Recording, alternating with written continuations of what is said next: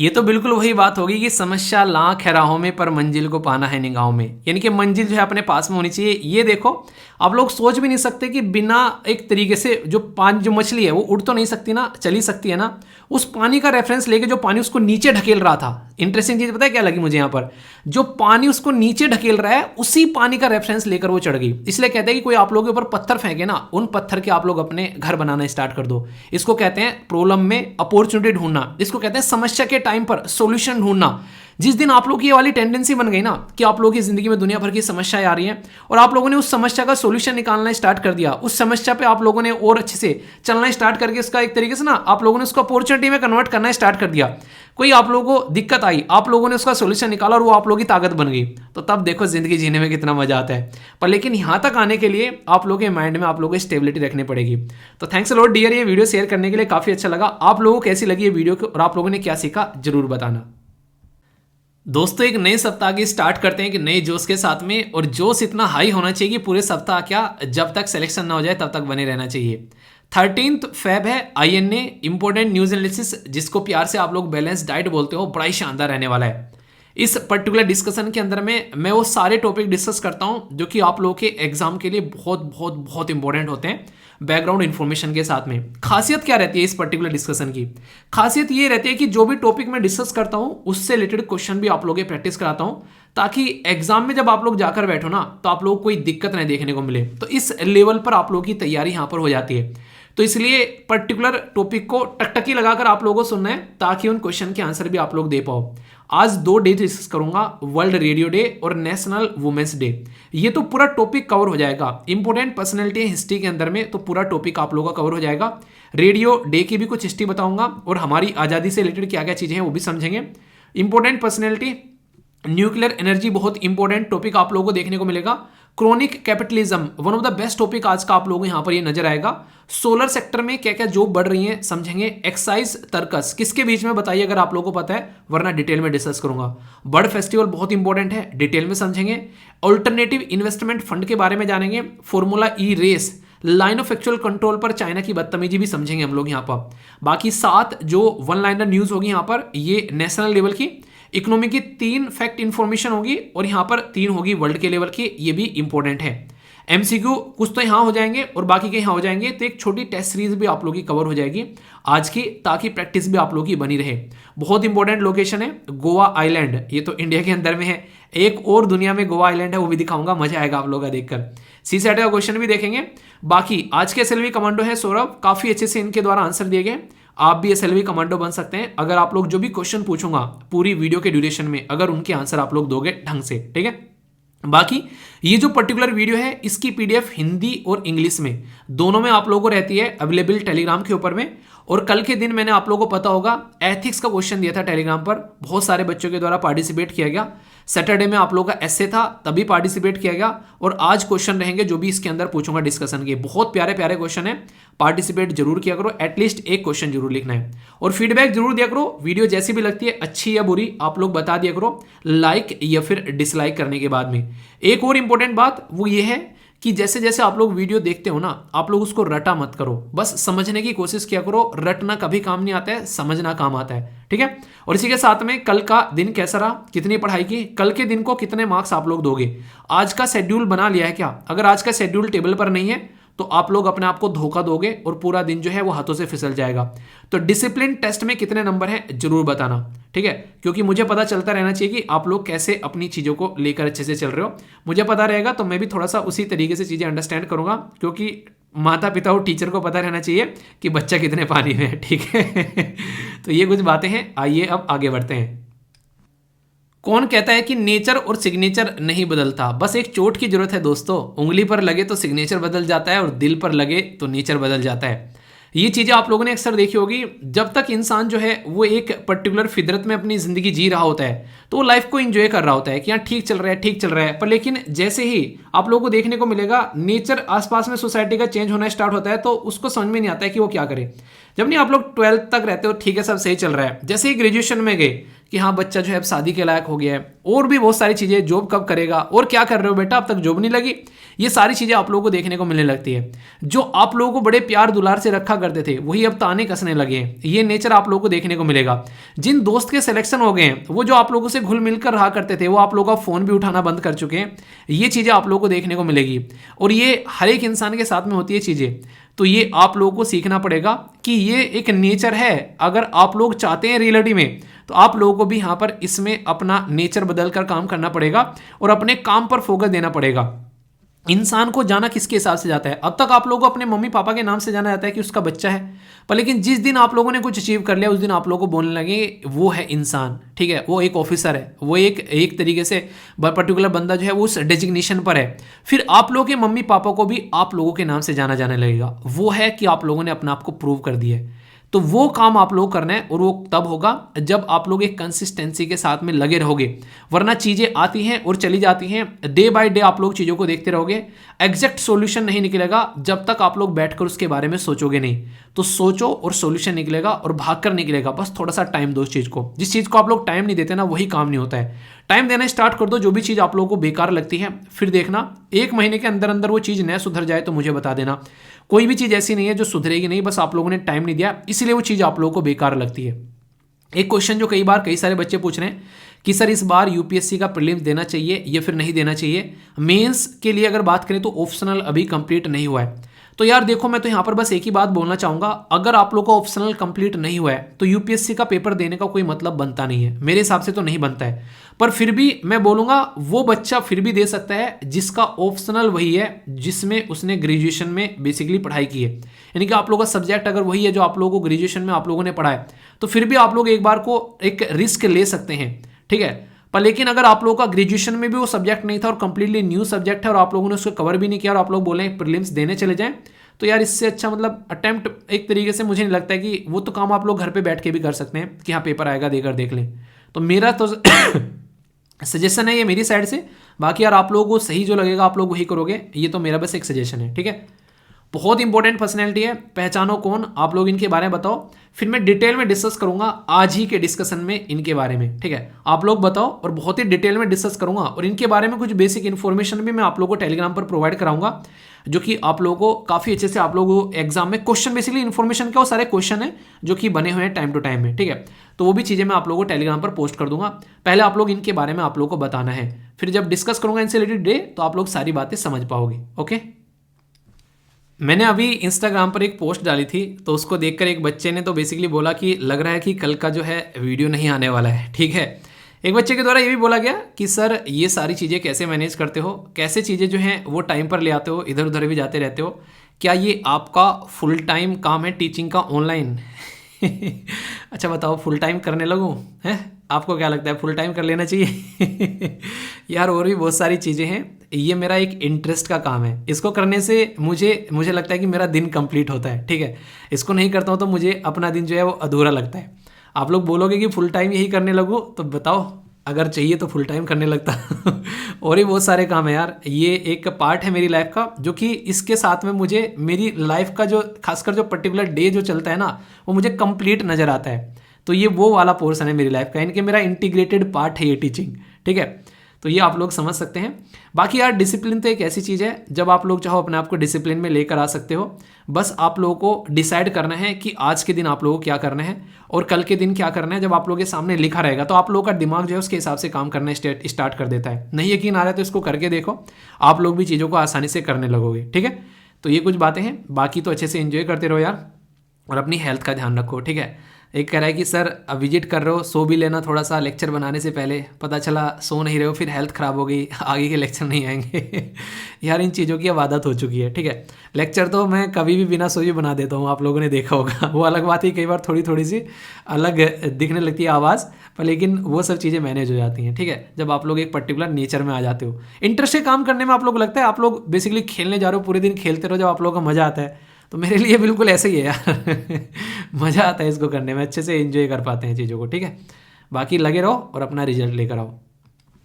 दोस्तों अगर मैं आप लोगों को ऑप्शन दूं कि आप लोगों को रेडियो सुनना है या फिर आप लोगों को टीवी देखना है, तो कौन सी चीज़ आप लोग ज़्यादा प्रेफर करोगे? आप लोग बताइए। रेडियो जो है वो बहुत ही इंपॉर्टेंट सोर्स ऑफ इंफॉर्मेशन आप लोगों को देखने को मिला था एक ड्यूरेशन में, जो कि एक रिवोल्यूशनरी, एक ऐसा आप लोग बोल सकते हैं इन्वेंशन था जो कि काफ़ी हद तक लोगों को कनेक्ट कर पा रहा था, जो एक दूसरे के पास भी नहीं है उनको भी यहाँ पर बहुत सारी चीज़ों के बारे में अवेयरनेस एक तरीके से फैला रहा था। आज हम लोग 13 फरवरी को जो basically world radio day celebrate करते हैं, इसकी शुरुआत मार्कोनी के द्वारा की गई थी। फास्ट वायरलेस टेलीग्राफ जो है यहाँ पर एक तरीके से इन्वेंट किया गया था मार्कोनी साहब के द्वारा, और उसके बाद में फिर रेडियो जो है वो अपने पैर पसारने लगा दुनिया भर में। आप लोगों को पता होगा, अगर आप लोगों ने हिस्ट्री में एनसीईआरटीज वगैरह पढ़ी होगी, कि रेडियो जो है वो काफ़ी बड़ा रोल प्ले कर रही थी, खासकर हमारे फ्रीडम स्ट्रगल मूवमेंट के टाइम पर भी। खासकर उस टाइम की अगर मैं बात करूं, जब हमारे देश के अंदर में खासकर वर्ल्ड वॉर सेकेंड के टाइम की ड्यूरेशन की बात की जाए, तो आप लोगों को पता होना चाहिए कि लगभग 6 रेडियो स्टेशन थे, 18 ट्रांसमीटर थे जो कि हमारी कंट्री के अंदर इस्तेमाल किए जा रहे थे। आप लोगों को पता है क्विट इंडिया मूवमेंट के ड्यूरेशन में जब हमारी कंट्री के जो बड़े बड़े लीडर थे उनको सबको अंग्रेजों के द्वारा जेल में डाल दिया गया था, उस टाइम पर बहुत ही बड़ा रोल प्ले किया था रेडियो ने। और रेडियो को यहाँ पर पता है क्या नाम दिया गया था, ये इंटरेस्टिंग फैक्ट है, याद रखना। रेडियो को हम लोगों ने आजाद रेडियो का नाम दिया था, ठीक है। तो इंटरेस्टिंग फैक्ट है, कब दिया गया? क्विट इंडिया मूवमेंट के टाइम पर। क्विट इंडिया मूवमेंट कब था ये आप लोगों को बताना है। एक और इंटरेस्टिंग फैक्ट यहाँ पर, उस टाइम पर जब कोई भी लीडर नहीं था, मैक्सिमम लीडर्स को जेल में डाल दिया गया था अंग्रेजों के द्वारा, तो उषा मेहता जी के द्वारा एक स्टेशन थामा गया था जिसमें काफ़ी लार्ज स्केल पर जो हमारी कंट्री में मूवमेंट चल रहे थे उनके साथ में कोऑर्डिनेट किया गया था। तो ये कुछ ऐसे इंटरेस्टिंग फैक्ट है जो कि आप लोगों को हिस्ट्री से भी यहाँ पर कनेक्ट कर सकते हैं। आज की डेट में रेडियो जो है वो काफ़ी इंपॉर्टेंट सोर्स है, जैसे ऑल इंडिया रेडियो आप लोग यहाँ पर बोल सकते हैं, बहुत लार्ज स्केल पर हमारे देश के अंदर में फैला हुआ है। अभी रिसेंटली गवर्नमेंट के द्वारा बोला गया था कि हम लोग लगभग 80 से 90% एरिया अपने देश के अंदर में कवर कर रहे हैं, और उसको और भी ज़्यादा एक्सटेंड जो है वो किया जाएगा आने वाले टाइम में। तो ये रेडियो की आज की डेट में एक पकड़ है हमारे देश के ऊपर। और रेडियो तो आप लोग बोल सकते हो, मैं तो ये बोलूँगा कि रेडियो मेरा पहला प्यार था, क्योंकि जब तक टीवी नहीं हुआ करते थे, आप लोगों को पता है, खासकर जो रेडियो है एक तरीके से आप लोग बोलते हैं, जो एक अगर थोड़ा सा बोला जाए तो जब घर में रेडियो चला करती थी तो हम रेडियो उठा के घूमते रहते थे वो वाली चीज़ें देखने को मिलती है कई बार, ठीक है। पर लेकिन सबसे बड़ी बात यहाँ पर यह है कि अगर बात करें, रेडियो जो है बहुत ही इंपॉर्टेंट सोर्स ऑफ इन्फॉर्मेशन आज की डेट में। कहीं ना कहीं आप लोगों ने देखा होगा, अगर आप लोग कहीं भी जा रहे हैं तो अपना एफएम यूज़ करते हैं कई बार, और आज की डेट में भी खासकर अगर बात करें तो रेडियो जो है कहीं ना कहीं एक बहुत ही अच्छा कनेक्टिंग मीडियम, और कई सारे लोगों की तो हेल्प भी कर रहा है अलग अलग तरीके से। दुनिया भर के एफएम चैनल है आज के डेट में रेडियो के ऊपर, आप लोगों ने सुना होगा। ये सारी चीज़ें हैं, आई होप कि आप लोग इसको कनेक्ट कर पा रहे होंगे। इसलिए बोला गया कि रेडियो एंड पीस, ये थीम है अब की बार की रेडियो की। बेसिक इन्फॉर्मेशन थी, कंफ्यूजन नहीं होना चाहिए इसके बारे में। आई होप कि आप लोग के माइंड में इसको लेकर क्लैरिटी आई होगी। दोस्तों, आज ही के दिन सेलिब्रेट किया जाता है national women's day. National women's day जो है वो खासकर महिलाओं के लिए और लड़कियों के लिए अगर आप लोग बोले तो ये एक इंस्पिरेशन का आप लोग डे बोल सकते हैं यहाँ पर, क्योंकि लड़कियाँ जिनको पैरों में बेड़ी बांधने की कोशिश की जाती है, वो कहीं ना कहीं यहाँ पर इंस्पिरेशन लेकर आप लोग देख सकते हैं कि लड़कियों ने क्या क्या अचीव किया है। तो उन्हें कहते हैं कि एक कोई ना कोई रोल मॉडल होना चाहिए। तो सरोजिनी नायडू जी जो हैं वो बेस्ट रोल मॉडल के रूप में देखी जा सकती हैं। इनका जन्म जो हुआ था 13 फेब को हुआ था, इसीलिए इससे रिलेटेड यहाँ पर नेशनल वुमेन्स डे हम लोग सेलिब्रेट करते हैं। 13 फरवरी में जो इनका जन्म हुआ, और इसी के साथ में फिर जैसे जैसे ज़िंदगी आगे बढ़ी तो बहुत सारे अचीवमेंट हैं इनकी लाइफ से रिलेटेड। जैसे कि फर्स्ट वुमेन गवर्नर अगर कोई पूछा जाए कौन बनी इंडिया की, तो वो थी सरोजिनी नायडू जी। सरोजिनी नायडू जी का जो जन्म है ये 1879 में 13 फेब को हुआ था, और इसी के साथ में इनको भारतीय कोकिला, ये शब्द आप लोगों ने सुना होगा नाइटिंगेल ऑफ इंडिया या फिर भारतीय कोकिला, वो इन्हीं को बोला जाता था। और ये इनका नाम जो है वो किसने दिया, ये काफ़ी इंटरेस्टिंग क्वेश्चन है। तो देखता हूँ कौन कौन आंसर देता है। वैसे जैसे ही ये डे कंप्लीट होगा मैं आप लोगों को बताऊंगा, तब तक आप लोग ट्राई करो। 1905 में जब आप लोगों ने इंडियन नेशनल मूवमेंट के बारे में सुना यहाँ पर, तो उस टाइम पर यहाँ पर कहीं ना कहीं आप लोग बोल सकते हैं इनके द्वारा ज्वाइन किया गया इंडियन नेशनल जो मूवमेंट है, और वहाँ से इनका एक पॉलिटिकल कैरियर स्टार्ट हुआ। आगे चलकर यहाँ पर ये काफ़ी लार्ज स्केल पर जो गांधी जी की फिलोसफी है उनके साथ में कनेक्टेड हुई, और आगे चलकर एनी बेसेंट के साथ में होम रूल मूवमेंट जो है यहाँ पर, उसके बारे में आप लोगों ने हिस्ट्री के अंदर पढ़ा होगा। वो एनी बेसेंट और इनके द्वारा मिलकर दोनों के द्वारा लॉन्च किया गया था। इसी के साथ में जब यहाँ पर 1930 में साल्ट सत्याग्रह हुआ था देश के अंदर में, तो गांधी जी, जवाहरलाल नेहरू जी, मदन मोहन मालवीय जी, उन सबको गिरफ्तार किया गया था। तो सरोजनी नायडू जी भी वहाँ पर पार्ट थी उस गिरफ्तारी में, इनको भी गिरफ्तार किया गया था। और इसी के साथ में जब सिविल डिसोबीडिएंट मूवमेंट और क्विट इंडिया मूवमेंट हुआ, तो जो बड़ी बड़ी पर्सनैलिटी थी उनमें इनका भी नाम शुमार था। महात्मा गांधी जी के साथ में काफ़ी अच्छा एक्सपीरियंस रहा इनका, खासकर अगर बात करें तो ये आप लोगों से क्वेश्चन के फॉर्म में पूछा सकता है कि ये जब सेकेंड राउंड टेबल कॉन्फ्रेंस हुई 1931 में, तो महात्मा गांधी जी के साथ में सरोजिनी नायडू जी भी वहां पर प्रेजेंट थी, और एक अकेली लोती वो कॉन्फ्रेंस है जिसमें महात्मा गांधी जी के द्वारा पार्टिसिपेट किया गया था।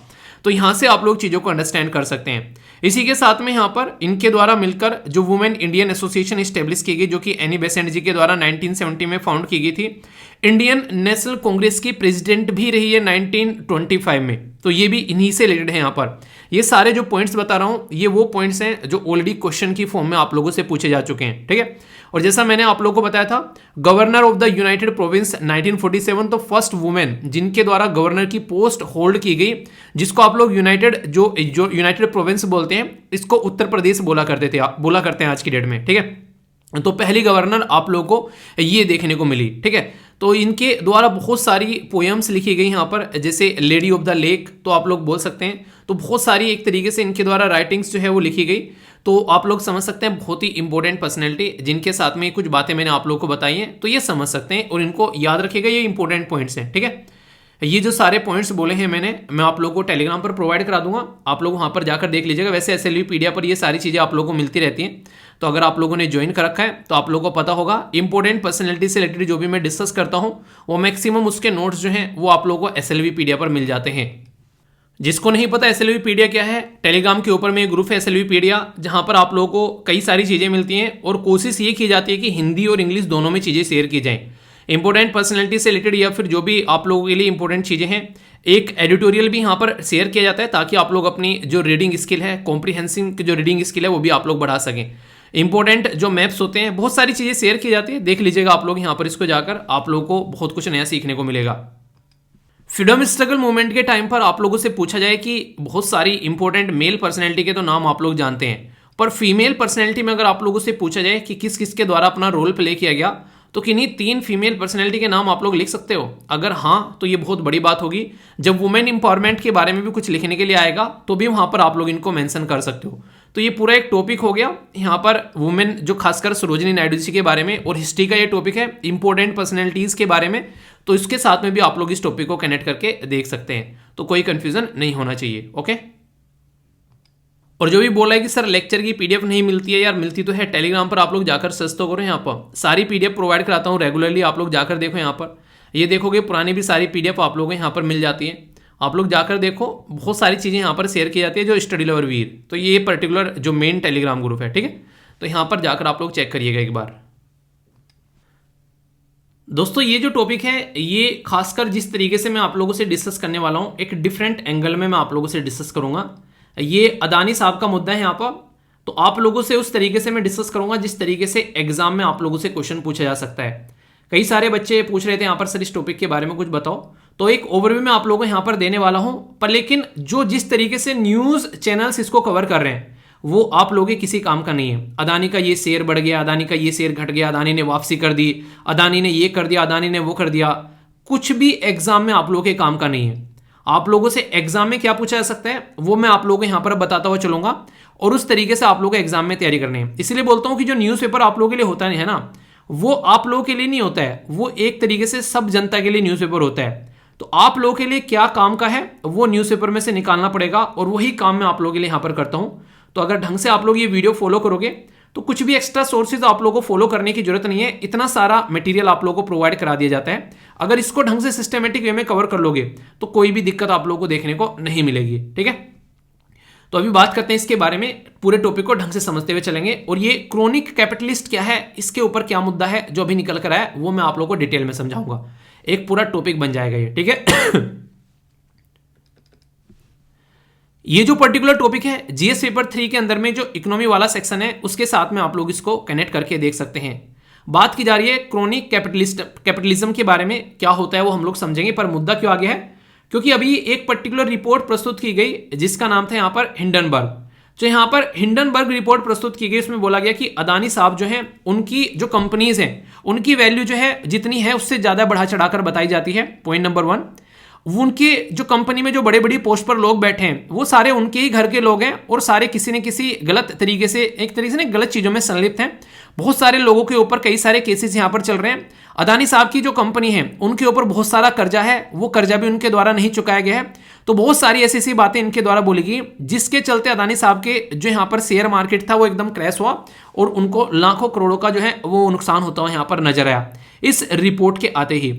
तो जैसे ये रिपोर्ट आती है, अपोजिशन जो है उनके हाथ एक टॉपिक लग जाता है कि हाँ यार ऐसा कुछ देखने को मिल रहा है, तो इसके ऊपर अब कुछ ना कुछ डिबेट और डिस्कशन होना चाहिए। तो पार्लियामेंट में गवर्नमेंट को पकड़ने बैठ जाती है अपोजिशन इसी मुद्दे के ऊपर में कि ये क्या चल रहा है। तो इसी के चलते यहाँ पर एक टॉपिक निकल कर आता है आप लोगों के लिए जिसको बोलते हैं क्रोनी कैपिटलिज्म। ठीक है, अब ये मुद्दा क्रोनी कैपिटलिज्म क्या है, बोला जा रहा है कि यहाँ पर जो ये अभी अदानी का जो अभी एक केस देखने को मिल रहा है ये क्रोनी कैपिटलिज्म का केस है और ये एक ऐसा केस है जिसको आप लोगों को चेक कराना चाहिए ज्वाइंट पार्लियामेंट्री कमेटी के द्वारा ताकि प्रॉपर चीजों को यहाँ पर देखा जा सके। ठीक है, या फिर यहाँ पर एक कमेटी जो कि chief justice of India designated करें, यानी कि इस पर्टिकुलर मुद्दे को पूरा ढंग से चेक करना चाहिए, इसके सारे मुद्दे निकल कर आए। तो जो बेसिक चीज है यहाँ पर वो मैं आप लोगों को बताऊंगा। वो बोला जा रहा है यहाँ पर एक शब्द जिसको बोलते हैं यहाँ पर क्रोनी कैपिटलिज्म या क्रोनी कैपिटलिस्ट। देखिए नॉर्मली क्या होता है, यहाँ पर ये जो हाथ दिख रहा है आप लोगों को, यहाँ पर ये हाथ है सरकार का यानी कि गवर्नमेंट का। तो गवर्नमेंट जो है वो किसके द्वारा चुनकर आ रही है, वो आ रही है आम जनता के द्वारा, यानी कि हम जैसे लोगों के द्वारा हम वोट डालते हैं तो गवर्नमेंट जो है वो चुनकर आती है। तो गवर्नमेंट चुनकर आई, पर लेकिन गवर्नमेंट ने क्या किया, गवर्नमेंट ने यहां पर सपोर्ट प्रोवाइड कराना कर दिया किसको, इंडस्ट्रियलिस्ट को, यानी कि जो भी इंडस्ट्री के बड़े बड़े दिग्गज हैं उनको सपोर्ट प्रोवाइड कराना स्टार्ट कर दिया।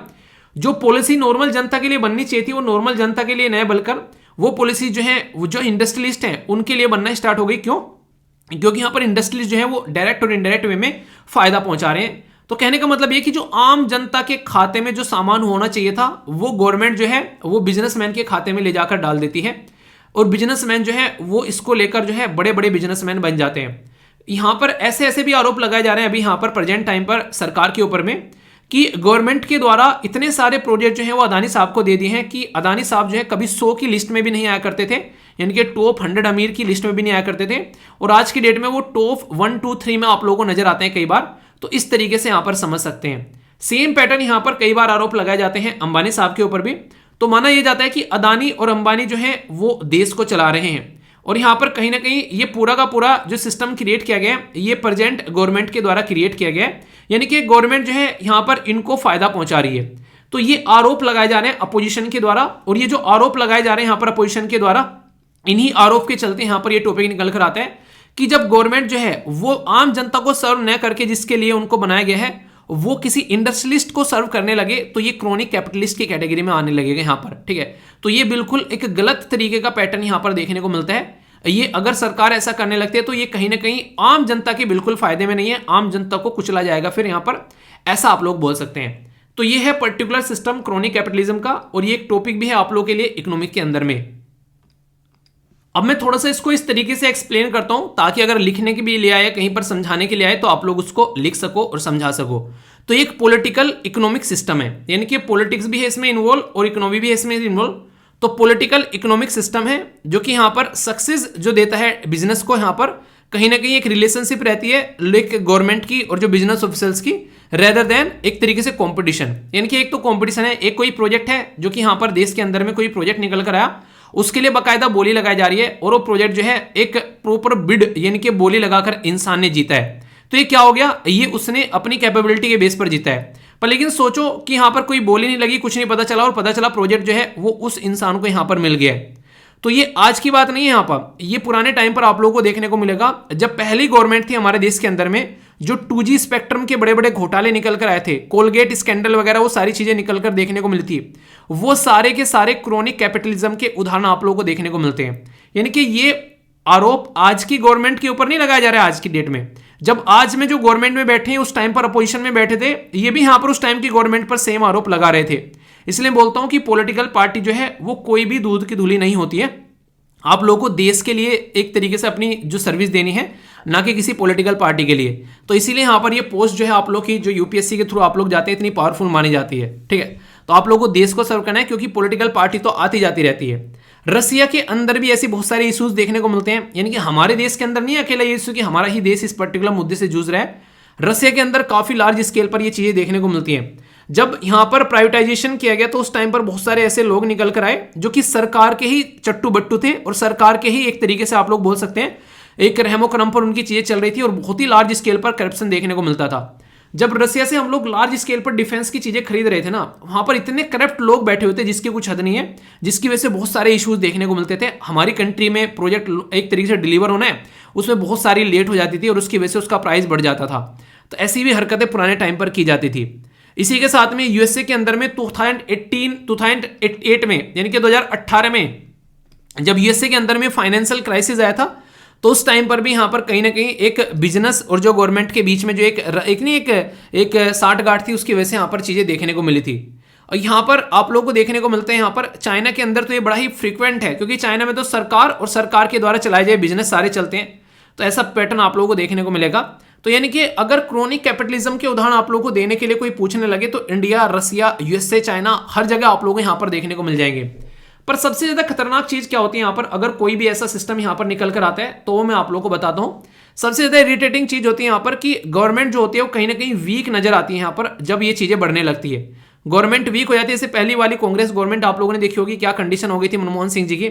लैक ऑफ ट्रांसपेरेंसी आप लोगों को यहां पर देखने को मिलेगी, वो भी ढंग से नजर नहीं आएगी। करप्शन जो है वो बेइंतहा आप लोगों को नजर आएगा, लोगों तक चीजें नहीं पहुंचेगी। कंपटीशन बिल्कुल भी नहीं देखने को मिलेगा, इसकी वजह से आप लोगों को नजर आएगा देश के जो रिसोर्सेज हैं वो एक अलग पैटर्न में आप लोगों को खराब होते हुए यहां पर नजर आएंगे, जो कि एक तरीके से करप्शन के शिकार यहां पर चीजें होती नजर आएंगी। लीगल सिस्टम जो है वो बड़ा ही वीक होगा यहां पर, एक तरीके से रेगुलेटरी फ्रेमवर्क जो है वो इनसफिशिएंट होगा।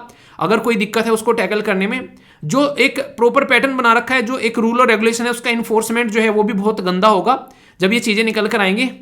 इसी के साथ में कई बार रूल और रेगुलेशन जो है उसका ऐसे बनाया जाता है ताकि नॉर्मल लोगों के लिए काफी ज्यादा कॉम्प्लेक्स लगे और बाईपास कर कर अपने ही लोगों तक वो प्रोजेक्ट पहुंचा दिए जाए। ये सारी की सारी रीजन है जिसमें आप लोग क्रोनिक कैपिटलिज्म जब समझना हो तो ये पॉइंट्स में आप लोग यहां पर लिख सकते हैं। ये 7-8 पॉइंट आप लोगों को देखने को मिलेंगे कि रीजन क्या है high chronic capitalism in India के अंदर में। तो ये रीजन है जिसको भाई भतीजावाद बोलते हैं ना, तो वो यही वाला सिस्टम आप लोगों को यहां पर देखने को मिलता है, जिसकी वजह से कहीं ना कहीं बहुत सारी दिक्कतें जो हैं वो ग्राउंड लेवल पर आप लोगों को यहां पर नजर आएगी। मतलब कहने का यह है कि जो पॉलिटिशियन है उसको बेसिकली यहां पर जो बिजनेसमैन है वो यहां पर सपोर्ट करता हुआ नजर आता है, यानी कि दोनों ये बोलते हैं कि मैं तुमको सपोर्ट करूंगा, तुम मुझको सपोर्ट करना। तो ये एक तरीके से इकोनॉमिक का इशू नहीं रह जाता है, ये तो एक एथिकल इशू बन जाता है। जीएस पेपर 4 के अंदर भी आप लोग इसको कनेक्ट करके देख सकते हैं कि ये अब इकोनॉमी का मुद्दा रह ही नहीं गया है, क्योंकि जब हम लोग करप्शन के बारे में बात कर रहे हैं तो ये सोसाइटी के ऊपर इंपैक्ट पड़ रहा है, एक तरीके से समझ सकते हैं। इसकी वजह से सोसाइटी के अंदर में इनइक्वालिटी आ रही है, ठीक है। इसकी वजह से आप लोग देखोगे कंपटीशन जो है वो रिड्यूस होता हुआ यहां पर नजर आ रहा है। इसकी वजह से जो सोशल रेस्पॉन्सिबिलिटी होनी चाहिए कंपनी की, वो सोशल रेस्पॉन्सिबिलिटी कहीं दिख ही नहीं रही है। और एक तरीके से जब ऐसी चीजें होने लगेगी तो नंबर 5 है कि it is not good for the democracy, यानी कि डेमोक्रेसी भी ताक पर रख दी जाती है। और अगर डेमोक्रेसी ही नहीं रहेगी तो फिर किस तरीके की चीजें चलेंगी, फिर तो जो जनता के द्वारा चुने गए नुमाइंदे हैं वो फिर अपने लेवल पर खेल खेलते हुए यहां पर नजर आएंगे। तो ये खतरनाक लेवल का एक माहौल बनता हुआ नजर आता है, और जो गरीब है वो गरीब होता हुआ चला जाता है, और जो अमीर है वो इतना अमीर होता चला जाता है कि उसके सामने कोई टिक नहीं पाता है, और आम जनता जो है वो पैरों के नीचे कुचली जाती है। बिल्कुल ऐसा ही पैटर्न आप लोगों को यहां पर देखने को मिलेगा। तो ये तो एक ऐसा इशू हो गया कि जिसको सही करना बहुत ज्यादा जरूरी हो जाता है, क्योंकि जब अनफेयर मार्केट प्रैक्टिस आप लोगों को देखने को मिलेगी कि कोई मार्केट में कॉम्पीट करने वाला ही नहीं है, सब जगह अदानी है, यह सब जगह अंबानी है, यह सब जगह यहां पर वाड्रा साहब है, मतलब कोई भी अगर ऐसा मार्केट में देखने को मिलने लगे हर जगह, तो उस टाइम पर क्या कंडीशन रहेगी, कंपटीशन खत्म बिल्कुल। तो अनफेयर एडवांटेज यहां पर इनको मिलती नजर आती है, तो ये रोकना जरूरी है। मार्केट को डिस्ट्रॉय करके बेसिकली रख दिया जाता है, कोई इनोवेशन नाम की चीज ही नहीं रहती, क्योंकि इनोवेशन कौन करता है, इनोवेशन वो करता है जिसके ऊपर प्रेशर रहता है कि हाँ कुछ नया करना है, नहीं तो मार्केट से हट जाओगे। जब भाई को पता है कि तेरे सर पर हाथ है तो फिर दिक्कत ही किस चीज की है, वो वाली चीज देखने को मिलेगी। जो पब्लिक में जो गवर्नमेंट में पब्लिक का ट्रस्ट है वो कहीं ना कहीं खत्म होता हुआ नजर आता है, और इसकी वजह से जो इकोनॉमी भी है वो भी एक बबुला बन जाती है कि पता नहीं कब फूट जाएगी। तो ये भी चीजें आप लोगों को देखने को मिलती है। तो इन सब मुद्दों को ऐसे नहीं कि पहली बार चीजें यहां पर, ये कई बार इतनी ज्यादा बढ़ जाती है कि इसके ऊपर काम करना जरूरी हो जाता है। तो इसीलिए एक कमेटी भी बनाई गई थी जो कि यहां पर सेबी के द्वारा कोटक कमेटी के नाम से आप लोग यहां पर बोल सकते हैं। तो वो जो उदय कोटक जी की अध्यक्षता में यहाँ पर उदय कोटक कमेटी, जिसके द्वारा रिकमेंडेशन दे दी गई थी क्रोनिक कैपिटलिज्म के खिलाफ में कि कैसे इसको टैकल करना है। क्योंकि अगर ये चीजें चलती रहेंगी तो ट्रांसपेरेंसी नहीं रहेगी, समझ में आता है, बिल्कुल बिल्कुल दिक्कत रहेगी, ट्रांसपेरेंसी नहीं रहेगी, करप्शन जो है वो हाई लेवल पर रहेगा, उसको भी कैसे कम करना है। ठीक है, एक तरीके से जो डायरेक्टर है जिस भी कंपनी में बैठेंगे वो कोई भी ढंग से काम ही नहीं कर पाएंगे, तो वो कंपनी भी किसी भी टाइम डूब सकती है, उसकी वजह से देश को नुकसान देखने को मिल सकता है। ऑडिट जो है वो प्रॉपर वे में होगा नहीं यहाँ पर उस कंपनी का, क्योंकि भाई साहब सब अपने ही आदमी यहाँ पर बैठे हुए हैं गवर्नमेंट के अंदर में भी, तो कॉर्पोरेट गवर्नमेंट जो है वो भी यहाँ पर बेकार होती यहाँ पर नजर आएगी, एक तरीके से सारी कंपनीज बर्बाद होती नजर आएगी। तो इन्हीं सारी चीजों को सुधारने के लिए, इन पर राइट टिक लगाने के लिए कोटक महिंद्रा कमेटी को लाया गया था ताकि इन चीजों को सुधारा जा सके। ठीक है, तो ये आप लोग देखते हैं सेबी के द्वारा यहाँ पर इसकी 69 के करीब जो रिकमेंडेशन थी वो एक्सेप्ट भी कर ली गई थी। तो ये कमेटी के बारे में भी आप लोगों से अगर पूछा जाए क्रोनिक कैपिटलिज्म से रिलेटेड उदय कोटक कमेटी के बारे में, तो ये याद रखिएगा। बेसिक क्वेश्चन बन जाते हैं प्रीलिम्स के अंदर में डायरेक्ट, और बोलोगे फिर क्वेश्चन कहां से आ गए, तो भाई साहब यहां से आ गए। तो अब समझ में आ गया तो क्या पढ़ने लायक है क्या पढ़ने लायक नहीं है। तो इसलिए कहता हूं कि सरकार के जो है चहीते मत बनो, चहीते बस देश के बनो। ठीक है, देश यहीं पर रहना है, सरकारें आती जाती रहेंगी। और ये बात मैं नहीं बोल रहा हूं, ये बात तो है अटल बिहारी वाजपेयी जी ने भी बोली थी कि देश के बारे में सोचो यार, हम तो आते जाते रहेंगे, देश के ऊपर फोकस करो कि देश को कैसे लेकर चलना है। ठीक है, क्वेश्चन भी आप लोगों से पूछा जा सकता है आंसर राइटिंग के लिए कि क्रोनिक कैपिटलिज्म क्या है और समाज पर इसके क्या प्रतिकूल प्रभाव पड़ते हैं, क्या इंपैक्ट पड़ता है सोसाइटी के ऊपर, वो सारी चीजें आप लोग यहां पर अब लिख सकते हो। तो एक अच्छा सा आंसर, प्यारा सा आंसर आप लोग लिखिएगा। मैं आशा करता हूं अच्छे से आप लोग पार्टिसिपेट करोगे। इतना कुछ करने से क्या टॉपिक याद रह जाएगा? बिल्कुल नहीं रहने वाला है, भूल जाओगे। प्रैक्टिस कर लोगे अगर क्वेश्चन तो याद रख पाओगे एग्जाम के अंदर में। तो बात की जा रही है रीजन क्या है यहाँ पर क्रोनिक कैपिटलिज्म इन इंडिया, उसके बारे में स्टेटमेंट आप लोगों के सामने। Weak governance and lack of transparency, weak legal system और regulatory framework, lack of competition और इजी रूल और रेगुलेशन। करेक्ट स्टेटमेंट क्या है? ए में बोला गया है 1 2 3, बी में बोला गया है 2 3 4, सी में बोला गया 1 3 4, डी में बोला गया ऑल ऑफ द अबव। देखता हूं कौन सी आंसर देता है। मैक्सिमम इसका गलत आंसर दोगे, मैं गारंटी दे रहा हूं। चलिए आप लोग पार्टिसिपेट करो, फिर बताता हूं। नेक्स्ट, क्रोनिक कैपिटलिज्म के बारे में बात की जा रही है। एक पॉलिटिकल इकोनॉमिक सिस्टम है जो कि सक्सेस देखने को मिलती है इन बिजनेस, जो डिपेंड करता है क्लोज रिलेशनशिप बिजनेस जो है, बिजनेस वाले लोग और गवर्नमेंट ऑफिशियल के बीच में, रेदर देन मेरिट और कंपटीशन। यानी कि कंपटीशन कुछ है नहीं है भाई साहब, अपने घर का आदमी है, जो चाहिए ले जाओ। 2008 में फाइनेंशियल क्राइसिस जो था वो एग्जांपल है क्रोनिक कैपिटलिज्म का, ये बोला गया है। ओनली 1 सही है, ओनली 2 सही है, बोथ सही है, या फिर नन सही है, ये आप लोग को बताना है। नेक्स्ट क्वेश्चन यहां पर, क्या क्या उदय कोटक जो कमेटी के द्वारा रिकमेंडेशन दी गई क्रोनिक कैपिटलिज्म को रोकने के लिए? ट्रांसपेरेंसी इन द रिलेटेड जो पार्टी ट्रांजेक्शन, इंडिपेंडेंट डायरेक्टर होने चाहिए मिनिमम 75% जो डायरेक्टर्स, इनहेंस करना चाहिए यहां पर role of audit committee, strengthen करना चाहिए कॉर्पोरेट गवर्नेंस को। सही आंसर क्या है? 1 2 3, 2 3 4, 1 3 4, या फिर ऑल ऑफ द अबव। तो सारे के सारे आंसर मैं बताता हूं, ध्यान से सुनते हुए चलना। पहले वाले क्वेश्चन के अंदर में अगर ध्यान से आप लोगों ने देखा होगा, मैंने बोला था कॉम्प्लेक्स रूल बना दिया जाता है ताकि बाहर से कोई एंट्री ना कर सके, ना कि इजी रूल है। तो यहां पर ये गलत हो गया, तो 1 2 3 यानी कि ए आंसर हो गया। दूसरा जो क्वेश्चन है उसमें क्रोनिक कैपिटलिज्म के बारे में बात की जाए तो 75 नहीं है यहां पर, ये आप लोगों को 50% यहां पर मिनिमम इंडिपेंडेंट डायरेक्टर होने चाहिए। तो आंसर क्या हो गया? आंसर यहां पर आप लोगों को इसका सी देखने को मिलेगा। ठीक है, सी, ठीक है, सी देखने को मिलेगा यहां पर, क्योंकि सेकंड स्टेटमेंट इनकरेक्ट हो गई। थर्ड में अगर आप लोग यहां पर आओगे तो यहां पर क्रोनिक कैपिटलिज्म के बारे में बात की जा रही है, बिल्कुल दोनों की दोनों स्टेटमेंट बिल्कुल सही है और आंसर यहां पर सी हो गया। तो ये सारी की सारी एक्सप्लेनेशन आप लोगों के सामने है। तो इसको कहते हैं टॉपिक को तैयार करना। अब आप लोगों से किसी भी तरीके से यहां पर क्वेश्चन पूछ ले जाए कि क्या क्या मुद्दा है, ये पूरा इशू क्या है, क्रोनिक कैपिटलिज्म क्या है, यहां पर इसके बारे में कुछ लिखने के लिए आ जाए, इसके प्रोज एंड कॉन्स आप लोगों से कोई पूछ बैठे यहां पर, किस तरीके से नेगेटिव इंपैक्ट डाल रहा है, इसका एथिकल इशू क्या है, इससे रिलेटेड कमेटी क्या है और इससे रिलेटेड क्वेश्चन क्या है। अब यहां से कोई डाउट हो तो बताना, आंसर राइटिंग भी जरूर करके जाना। ठीक है, आंसर राइटिंग करने से टॉपिक के बारे में और ज्यादा क्लैरिटी आती है, लंबे समय तक याद रख पाते हो, कोई पूछे तो उसके साथ में डिस्कस भी कर पाते हो। तो फीडबैक जरूर देना, कैसा लगा टॉपिक, लाइक या डिसलाइक कर आप लोग बता सकते हो, और कोई डाउट हो तो उसको पूछ लेना। ओके दोस्तों, ये जो आर्टिकल है ये पीआईबी के द्वारा कवर किया गया, जिसको आप लोग प्रेस इंफॉर्मेशन ब्यूरो बोलते हो। उसके अंदर सिस्टमेटिक वे में इस आर्टिकल के बारे में बातें की जाती है कि 22 न्यूक्लियर पावर रिएक्टर है जो कि देश के अंदर में आज की डेट में ऑपरेशनल है। एक तो ये नंबर आप लोगों को याद रखना है जो यूनियन मिनिस्टर जितेंद्र सिंह जी के द्वारा बोला गया है। दूसरा यहाँ पर इनके द्वारा यहाँ पर काफ़ी इंपॉर्टेंट बात बताई गई है कि 1947 से लेके 2013-14 तक का हमारे देश में जो बिजली बनाई जा रही है न्यूक्लियर एनर्जी से, वो 35,333 मिलियन यूनिट है जो यहाँ से निकल कर आ रही है। इसमें से पिछले 8 साल में यहाँ पर 12,000 मिलियन यूनिट जो है वो ऐड कर दी गई हैं। तो अब मोटे मोटे तौर पर यहाँ पर 47,000 मिलियन यूनिट जो है वो हमारी निकल कर आ रही है, किससे? न्यूक्लियर एनर्जी से। तो ये डेटा प्रोवाइड कराया गया है। इसी के साथ में बोला गया कि फर्स्ट टाइम कैबिनेट के द्वारा 10 इंडिजिनस जो रिएक्टर हैं आत्मनिर्भर भारत पैकेज के तहत में 2017 से लेकर अलाउ किए गए और 1,05,000 करोड़ रुपए जो है इस पर्टिकुलर पर्पज के लिए दिए गए। तो ये डेटा आप लोगों को यहाँ पर देखने को मिल रहा है। तो बेसिक इन्फॉर्मेशन है, इसके बारे में कम से कम आप लोगों को पता होना चाहिए कि हमारे देश में कितने न्यूक्लियर पावर प्लांट हैं। ठीक है, तो ये यहाँ पर याद रखना।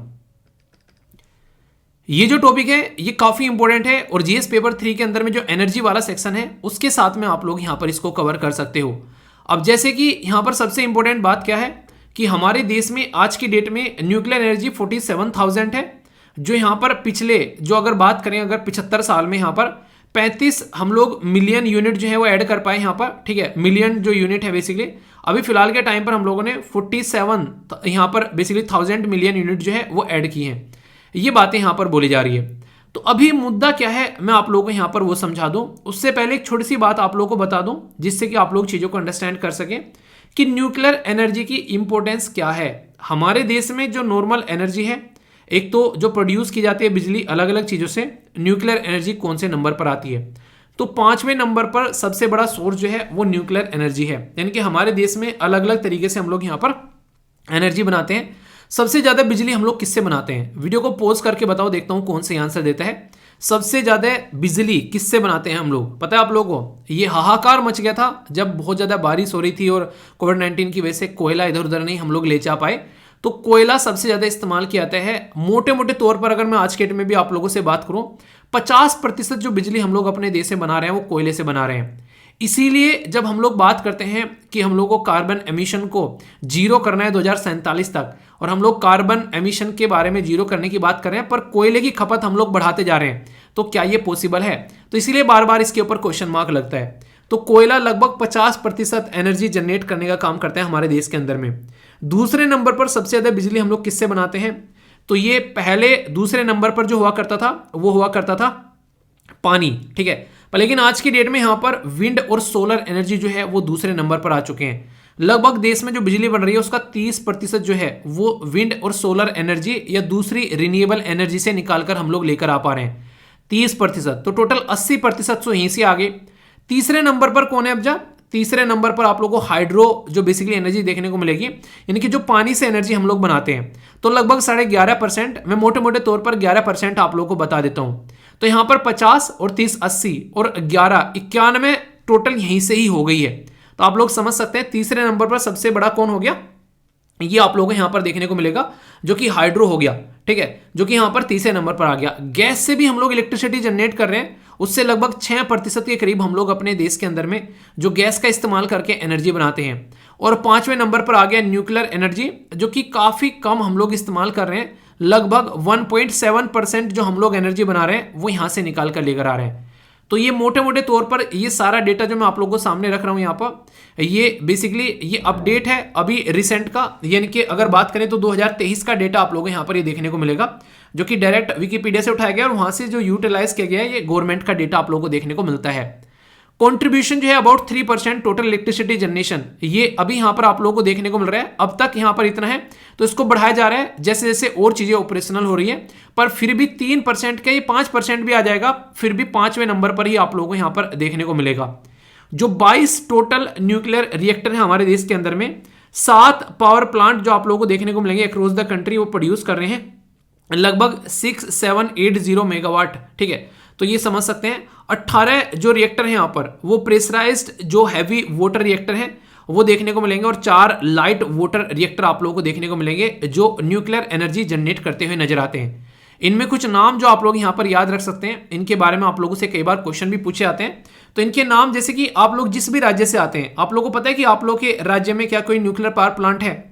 अगर हाँ तो बड़ी अच्छी बात है, पर अगर आप लोगों को इसके बारे में नहीं पता है तो मैं आप लोगों से एक तरीके से एक सजेशन बेसिकली दूंगा आप लोगों को कि एटलीस्ट इसको जाकर जरूर देखिएगा, क्योंकि इंटरव्यू तक के अंदर आप लोगों से यहाँ से क्वेश्चन पूछ ले जाते हैं। ठीक है, तो राजस्थान के अंदर में बात की जा रही है यहाँ पर, इसी के साथ में महाराष्ट्र के अंदर में आप लोगों को देखने को मिलेगा, यहाँ पर नीचे आएंगे। ठीक है, यहाँ पर कैगा हो गया कर्नाटक के अंदर में, मीठी वर्दी हो गया, ठीक है, इसी के साथ में काकरा पार हो गया, ये सारे आप लोग देखते हैं अलग अलग, जैसे हरिपुर हो गया, ठीक है, यहाँ पर ये अलग अलग राज्य के अंदर में जो न्यूक्लियर पावर प्लांट है ये मैच करने के लिए आ जाते हैं। कुंदकुलम तो बहुत ज़्यादा न्यूज़ में रहता है, कई बार इसके बारे में मैं डिस्कस कर चुका हूँ। कलपक्कम भी आप लोगों को यहाँ पर देखने को मिलेगा। और कुंदकुलम तो इसलिए भी न्यूज़ में था क्योंकि यहाँ पर रसिया के द्वारा बोला गया था कि टेंशन मत लेना, इसकी पूर्ति तो मैं करता रहूँगा, यहाँ पर आप लोगों को बेसिकली जो न्यूक्लियर प्रोवाइड कराने के लिए न्यूक्लियर फ्यूल, तो ये बातें आप लोगों को यहाँ पर देखने को मिलती है। मतलब कहने का ये कि इनके बारे में इसीलिए यहाँ पर रिसेंटली काफ़ी ज़्यादा न्यूज़ में देखने को मिलते हैं। हमारे देश के अंदर में सबसे बड़ी बात यह है कि आज भी बहुत सारी जनता ऐसी है जिसको सिस्टमेटिक वे में हम लोग इलेक्ट्रिसिटी प्रोवाइड नहीं करा पाते हैं। तो न्यूक्लियर एनर्जी एक तरीका एक सोर्स है जो कि यहाँ पर आप लोग सबसे बड़ी बात तो ये बोल सकते हैं कि कहीं ना कहीं आज की डेट में जो न्यूक्लियर एनर्जी है वो पोल्यूशन को भी नहीं फैलाता है, खासकर जो हम लोग कार्बन एमिशन की बात करते हैं तो उसके पॉइंट ऑफ से काफ़ी अच्छा है।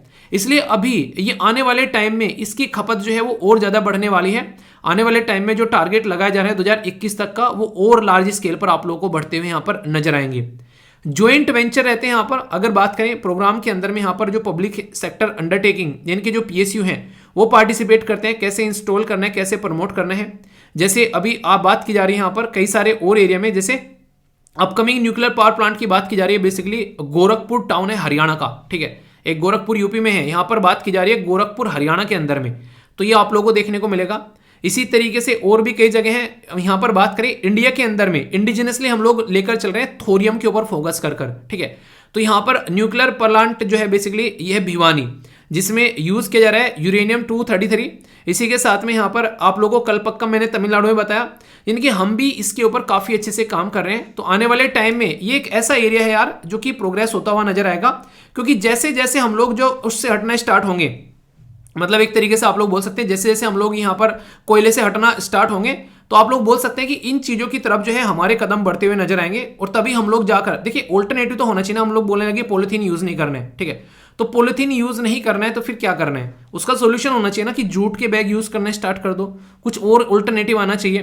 तो ऐसे आप लोग समझ सकते हैं। जैसे कहते हैं कि अच्छा हम लोग क्या करें, कोयले का इस्तेमाल नहीं करना है, ठीक है, बैटरी बना लेंगे भाई साहब, हम लोग रिन्यूएबल एनर्जी का इस्तेमाल करेंगे, पर लेकिन बैटरी बनाने के लिए लिथियम चाहिए। आप लोग बोलोगे लिथियम तो अभी बहुत सारा मिला है जम्मू एंड कश्मीर के अंदर से, ऐसा कुछ है क्या है, आप लोगों को देखने को मिला अगर इसके बारे में बात की जाए तो ये एक बहुत ही इंपॉर्टेंट टॉपिक बन जाता है जो मैंने सेल्वीपीडिया के ऊपर शेयर किया था, लिथियम ट्रायंगल के बारे में। हम लोग इन देशों के ऊपर बहुत ज़्यादा डिपेंडेंट थे, जैसे बोलिविया हो गया, चिली हो गया, अर्जेंटीना हो गया, कि हम लोग कहीं ना कहीं लिथियम लेकर आएंगे। और लिथियम को हम लोग क्या बोल रहे थे, व्हाइट गोल्ड। तो ये याद रखिएगा, अभी हमारी कंट्री के अंदर में बोला जा रहा है कि जम्मू एंड कश्मीर के अंदर बहुत बड़ा एक भंडार मिला है। यहाँ पर first time in the Indian history के अंदर में अगर आप लोग बात करेंगे तो लिथियम पाया गया जम्मू एंड कश्मीर के अंदर में। तो जो इन देशों के ऊपर जो डिपेंडेंसी थी, अर्जेंटीना, बोलिविया, चिली, तो ये खत्म हो जाएगी। और लिथियम की बैटरी बना रहे हैं, तो सोलर एनर्जी में हम लोग जो डिपेंडेंसी थी अपने देश के अंदर में, अगर बैटरी बनानी है बाहर से हम लोग खरीद कर लेकर आ रहे थे, ये भी कहीं ना कहीं आप लोगों को डिपेंडेंसी जो है वो खत्म होती हुई यहाँ से नजर आएगी। तो ये बहुत ही बड़ा अचीवमेंट है यहाँ पर। तो लिथियम ट्रायंगल के बारे में पूछे अगर आप लोगों से, तो याद रखिएगा साउथ अमेरिका के अंदर यहाँ पर अर्जेंटीना, बोलिविया और जो यहाँ पर बेसिकली चिली है, यानी कि ABC, अर्जेंटीना, बोलिविया और चिली। तो ABC जो ट्रायंगल है कहाँ पर है, वो है साउथ अमेरिका के अंदर में। तो इसीलिए कहते हैं अगर रिसोर्सेज हमारे पास में हो जाएंगे तो दूसरे के ऊपर डिपेंडेंसी नहीं रहेंगी, तो कई सारी चीजें जो हैं वो चैलेंज के तरीके से देखी जाती है। यानी कि क्यों नहीं लगाते हैं हम लोग यहाँ पर न्यूक्लियर पावर प्लांट। एक तो सबसे पहले बाहर से खरीद कर लेकर आना पड़ता है उसका ईंधन, हमारे घर में ईंधन ही नहीं है, बहुत कम है यहाँ पर। जब यहाँ पर जहाँ भी कोई न्यूक्लियर पावर प्लांट लगाते हैं, कुंदकुलम के बारे में आप लोगों ने सुना होगा, तमिलनाडु के अंदर में दुनिया भर का प्रोटेस्ट लोगों के द्वारा किया गया। क्यों? क्योंकि जापान में लोगों ने त्रासदी देखी, ठीक है, यूक्रेन के अंदर में लोगों ने त्रासदी देखी। तो कल को अगर कोई ऐसी दुर्घटना, वो नहीं कहते ऊपर वाला ना हो, चाहे कहीं ऐसी दुर्घटना अगर घटने लगे तो कौन उसकी रेस्पॉन्सिबिलिटी लेगा, तो लोग भी इसकी वजह से भयभीत हो जाते हैं। इसी के साथ में टेक्निकल बहुत सारे चैलेंज आते हैं, कैसे डिजाइन करना है, कैसे कंस्ट्रक्ट करना है, कैसे न्यूक्लियर वेस्ट जो बचता है उसको कैसे आप लोगों को एक तरीके से ठिकाने लगाना है, न्यूक्लियर सेफ्टी कैसे स्टैंडर्ड आप लोगों को फॉलो करने हैं। बहुत बड़े बड़े चैलेंज हैं, उनके बारे में सोचना पड़ेगा। इंटरनेशनल सैंक्शन रहते हैं इस पर, हमारी कंट्री के ऊपर खासकर नॉन न्यूक्लियर जो यहाँ पर न्यूक्लियर नॉन प्रोलिफरेशन जो ट्रीटी है, जो यहाँ पर NPT और इसी के साथ में NSG आप लोग बात करें तो ये वो कंट्री हैं जो कि यहाँ पर कहीं ना कहीं फ्यूल की एक्सेस प्रोवाइड कराते हैं। हम लोग यहाँ पर मेंबर नहीं होते तो फिर दिक्कतें देखने को मिलती हैं, तो ये प्रॉब्लम निकल कर आती है। रेगुलेटरी बैरियर कई बार निकल कर आते हैं, ठीक है। ब्यूरोक्रेटिक लेवल पर भी कई सारे डिले होते हैं जब इंप्लीमेंटेशन के बारे में बात करते हैं प्रोजेक्ट के। तो बहुत सारे ऐसे चैलेंजेस हैं जो यहाँ पर देखने को मिलते हैं। तो इसकी वजह से कई बार कई सारी दिक्कतें निकल कर आती हैं। तो इसके ऊपर काम करना जो है वो जरूरी है अगर इनको इंप्लीमेंट करना चाहते हैं, ठीक है। बाकी यहाँ पर टोटल जो है हमारे देश के अंदर में 22 आप लोगों को देखने को मिलेंगे ऑपरेशनल। कुछ इंपॉर्टेंट है जिनके नाम आप लोग याद रखते हैं, जैसे तारापुर महाराष्ट्र हो गया, राजस्थान के अंदर में हो गया एक राजस्थान एटॉमिक पावर, मद्रास के अंदर में हो गया कैगा, जैसे राजस्थान हो गया, ठीक है, राजस्थान का, मद्रास के अंदर तमिलनाडु समझ लोगे, पर कैगा लिख दे तो क्या बोलोगे, कर्नाटका, तो तारापुर बोल दे तो क्या बोलोगे। तो इनके नाम कम से कम आप लोगों को पता होने चाहिए, ठीक है।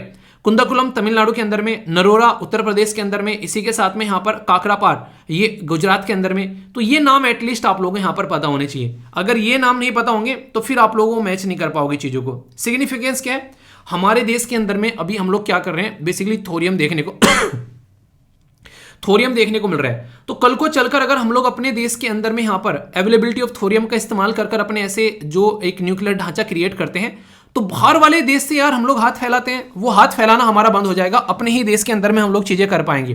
तो हमारा इंपोर्ट बिल कट हो जाएगा। सबसे बड़ी बात क्या होती है, बाहर से खरीद कर लेकर आ रहे हैं, इंपोर्ट कर रहे हैं, तो हम लोग बाहर अपना पैसा भेज रहे हैं। अब क्या करेंगे, अपने ही देश में हम लोग अगर ईंधन लाने लगेंगे तो जो दुनिया भर के सैंक्शन है वो भी हट जाएंगे, अपने ही पैरों पर हम लोग खड़े हो जाएंगे। एक स्टेबल और रिलायबल सोर्स यहाँ पर एनर्जी का है, कहीं ना कहीं आप लोग बोल सकते हैं, अच्छे से इस्तेमाल किया जा सकता है। खासकर कोयले के ऊपर जो डिपेंडेंसी है 50% से भी ज़्यादा है, वो हम लोग कम कर सकते हैं। और आज के डेट टाइम में यहाँ पर बात करें तो चीपर है। अगर कोयले और गैस के कंपेयर में आप लोग देखोगे, इसको चलाना ज़्यादा आसान, ज़्यादा सस्ता आप लोग देख सकते हैं, तो और ज़्यादा फायदा यहाँ पर देखने को मिलेगा। पर लेकिन जैसे मैंने अभी बताया और भी कई सारे इश्यूज हैं, कुछ तो चैलेंज बता दिए। बाकी जो इनसफिशिएंट न्यूक्लियर जो यहाँ पर इंस्टॉलेज कैपेसिटी, दूसरा यहाँ पर पब्लिक फंडिंग नहीं मिल पाती है, लैंड एक्वायर करने में से छक्के छूट जाते हैं गवर्नमेंट के, क्योंकि लैंड जो है वो प्राइवेट प्रॉपर्टी है हमारे देश के अंदर में।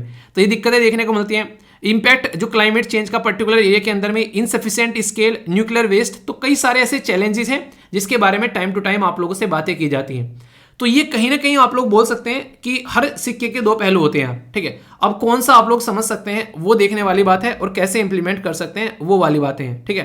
तो समझिएगा, होमी जो भाभा है उनके बारे में आप लोगों ने सुना होगा। तो इंडिया में न्यूक्लियर एनर्जी प्रोग्राम को उनके द्वारा सपोर्ट किया गया था कि चीज़ें इस तरीके से पैटर्न में होनी चाहिए। तो कहीं ना कहीं हमारे देश के अंदर में अगर हम लोग चीज़ों को ढंग से लेकर चल पाते हैं आने वाले टाइम में, तो बहुत सारे फायदे देखने को मिलेंगे, ठीक है। 2011 में यहाँ पर क्वेश्चन पूछा गया कि फंक्शन जो है हैवी वाटर का इन न्यूक्लियर रिएक्टर क्या है। स्लो डाउन करना स्पीड ऑफ द न्यूट्रॉन, इसी के साथ में इंक्रीज करना speed of the neutron, cool down करना रिएक्टर को, या स्टॉप करना न्यूक्लियर को, सर्टेन रिएक्शन को। तो सीधा सीधा क्वेश्चन है यहाँ पर कि स्लो डाउन करना, ठीक है। तो ये आप लोग यहाँ पर समझ सकते हैं। इसको यहाँ पर हैवी वाटर का फॉर्मूला क्या है अगर आप लोग बताइए, देखता हूँ कौन कौन यहाँ पर बताता है, ठीक है। नेक्स्ट यहाँ पर बात की जा रही है मैच करने के लिए, आप लोग इनको मैच कर सकते हैं। क्वेश्चन मैंने पहले भी आप लोगों से डिस्कस किया था। इसको बताइए आंसर क्या है आप लोगों के सामने। आंसर है यहाँ पर, वीडियो को पॉज करके बताना, तो सी आंसर आप लोगों के सामने निकल कर आएगा। कहेगा जो है वो कर्नाटक के अंदर में, ठीक है। इसी के साथ में जो न्यूक्लियर एनर्जी के बारे में बात करते हैं, तो 5th लार्जेस्ट सोर्स है इलेक्ट्रिसिटी का इंडिया में। All the reactor in India जो है वो प्रेशराइज्ड हैवी वाटर के हैं, क्या ऐसा है क्या? मैंने बताया था कॉन्ट्रीब्यूशन है लगभग 3% जो total electricity generation in the country. ये सही है क्या?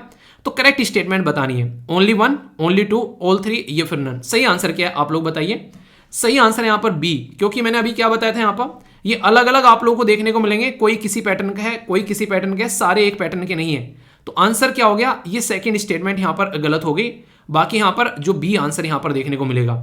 इंपॉर्टेंट है टॉपिक, जी हाँ, आप लोग खुद देख लो यहाँ पर कि इसकी इंपॉर्टेंस क्या है। बोला जा रहा है कि with the growing energy need should India keep on expanding its nuclear energy programme. कि हम लोग को न्यूक्लियर एनर्जी प्रोग्राम जो है वो एक्सपेंड करते रहना चाहिए। Discuss the facts and fear associated with the nuclear energy. अब बताओ कि इस क्वेश्चन का आंसर आप लोग नहीं कर पाओगे क्या? अगर मैं आंसर राइटिंग करने के लिए बोलूं तो कोई डाउट आएगा कि आप लोगों के मन में इस पर्टिकुलर टॉपिक को अटेम्प्ट करने के बाद में?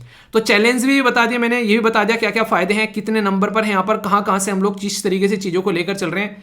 इस तरीके से टॉपिक का तैयार करना लगता नहीं है कि मजा आ जाता है, टॉपिक ऐसे तैयार होना चाहिए। अब बताओ कोई डाउट हो तो फिर पूछो, और जो क्वेश्चन मैंने पूछे हैं उनके आंसर जरूर दिया करो। इस तरीके से चीजें आप लोग लंबे समय तक याद रख पाओगे। तो एक यूपीएससी का क्वेश्चन हो गया, बाकी 2 क्वेश्चन आप लोगों के लिए फ्रेम किए गए वो हो गए। तो 3 क्वेश्चन हो गए प्रीलिम्स के और 1 हो गया आंसर राइटिंग का। बेसिक बैकग्राउंड इन्फॉर्मेशन भी हो गई, तो टॉपिक हो गया तैयार।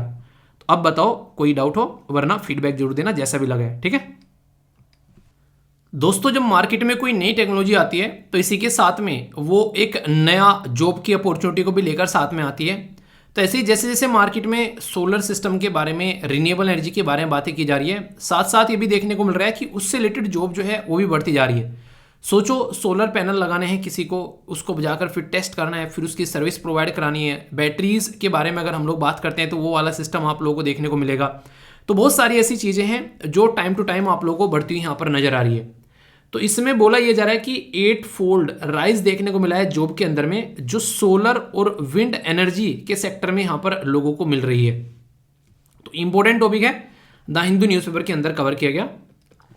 ये जो पर्टिकुलर टॉपिक है ये जीएस पेपर 2 और 3 के साथ में आप लोग कनेक्ट कर सकते हैं। रिपोर्ट और जो क्लीन एनर्जी है बेसिकली, यानी कि इन्वायरमेंट वाला टॉपिक भी आप लोग यहां पर ऐड कर सकते हैं, या क्लीन एनर्जी वाले सेक्टर में यहां पर जीएस पेपर 3 के अंदर आप लोग जा सकते हैं। देश के अंदर में बोला यह जा रहा है कि जो सोलर और विंड एनर्जी जिस तरीके से हम लोग लेकर चल रहे हैं और उनकी खपत जो है वो जिस तरीके से सामने निकल कर आ रही है, तो बोला यह जा रहा है कि ये प्रोजेक्ट जो है डेवलपमेंट जैसे चल रहा है, तो इसके द्वारा अभी रिसेंटली एनर्जी सेक्टर में 52,700 के करीब जो है वो न्यू वर्कर आप लोगों को यहाँ पर ऐड होते हुए नजर आए इन लास्ट फाइनेंशियल ईयर में, जो 2021 से कंपेयर में काफ़ी ज़्यादा है। अगर 2021 के साथ में आप लोग इसको कंपेयर करते हैं तो उसके कंपेयर में चीज़ें बढ़ रही हैं और आगे भी चीज़ें जो हैं वो बढ़ती हुई यहाँ पर नजर आएगी। अगर कोई भी सेक्टर में जैसे आप लोग जाते हैं तो यहाँ पर कहीं ना कहीं कुछ तो ऐसी जॉब होती हैं जो कि डायरेक्ट होती हैं, कुछ ऐसी जॉब होती हैं जो कि इनडायरेक्ट होती हैं। डायरेक्ट जॉब कैसी होती हैं, जैसे मान लीजिए कोई पर्टिकुलर एरिया में एक कॉलेज खुल गया आप लोगों के एरिया में। अब कॉलेज खुल गया तो उस कॉलेज के अंदर में टीचर को जॉब मिलेगी, उस कॉलेज के अंदर में लैब असिस्टेंट होंगे, उस कॉलेज के अंदर में साफ सफाई करने वाले होंगे, उस कॉलेज के अंदर में पियोन होंगे, उस कॉलेज के अंदर में और भी बहुत सारे छोटे मोटी आप लोगों को जॉब्स जो है वो नजर आ जाएंगी। ये क्या हो गई, ये डायरेक्टली उस कॉलेज के अंदर में कोई जा रहा है और उसको जॉब मिल रही है। अब मैंने बोला कि इनडायरेक्ट भी मिलती है, इनडायरेक्ट कैसे मिल गई। अब सोचो जहां पर ये कॉलेज खुला होगा, ये कॉलेज एक बहुत ही रेप्यूटेड कॉलेज है, उस एरिया में दूर दूर से लोग पढ़ने आ रहे हैं, तो उस एरिया में लोगों के जो भी आसपास में घर होंगे वहां पर किराएदार उनको मिलने स्टार्ट हो जाएंगे। उनको एक तरीके से उनका जो आप लोग बोल सकते हैं कि कमाई उनकी स्टार्ट हो जाएगी। इसी के साथ में उस पर्टिकुलर एरिया में जब आप लोग ये चीज़ें चेक करोगे तो और भी कई सारी दुकानें खुलनी स्टार्ट हो जाएगी। जैसे कोई फोटोकॉपी की दुकान खोल रहे हैं, बाद में कई सारे खाने पीने के रेस्टोरेंट आप लोगों को वहाँ पर नजर आने लगेंगे। इसी के साथ में और भी बहुत सारी छोटी छोटी ऐसी चीज़ें जो कि उस कॉलेज में रिक्वायरमेंट होगी, बच्चों की रिक्वायरमेंट होगी, वो सारी आप लोगों को यहाँ पर देखने को मिलने लगेगी। तो ये होती है इनडायरेक्ट जॉब। तो डायरेक्ट और इनडायरेक्ट जॉब में आप लोगों को देखने को मिलेगा, कई बार डायरेक्ट जॉब इतनी नहीं होती है जितनी इनडायरेक्ट यहाँ पर देखने को मिल जाती हैं। तो क्लीन एनर्जी में भी ऐसे आप लोगों को बहुत सारी डायरेक्ट और बहुत सारी इनडायरेक्ट जॉब जो है वो यहाँ पर मिलती हुई नजर आएंगी और दुनिया भर के लोगों को यहाँ पर इससे फायदा होता हुआ नजर आएगा। क्योंकि सोचो कि एक बार कहीं पर ये सिस्टम जो है वो इंस्टॉल कर दिया, फिर उसके बाद में फिर चीज़ों को चेक करना है टाइम टू टाइम, उसके बाद में कहाँ पर इंप्रूवमेंट होना है, फिर उसको चेंज करना है, वो सारी चीज़ें, इसको एक्सपोर्ट करना है, इंपोर्ट करना है। इसके साथ में अगर कुछ सिस्टम कहीं पर लाना ले जाना है तो कोई गाड़ी में ला के ले जाएंगे उसको रखकर, तो जिस गाड़ी में उसको लाद कर रख कर लेके जाएंगे उस पर्टिकुलर इंसान को भी कुछ ना कुछ कमाई होगी। तो ऐसे आप लोग सोच सकते हैं, तो वो पूरा सिस्टम क्रिएट हो जाता है वहाँ पर। अभी जो रिपोर्ट है उसकी बातें मैं कुछ कुछ बताता हूँ। सोलर और विंड एनर्जी सेक्टर में 52,700 न्यू वर्कर्स जो हैं वो यहाँ पर अभी आप लोगों के सामने निकल कर आए। तो यहाँ पर इंडिया में जो सोलर और विंड सेक्टर है उसमें टोटल इंप्लॉयड लगभग 1,64,000 के करीब आप लोगों को देखने को मिल रहे हैं। फाइनेंशियल ईयर 2022 में 47% इंक्रीज देखने को मिला था 2021 के अंदर में।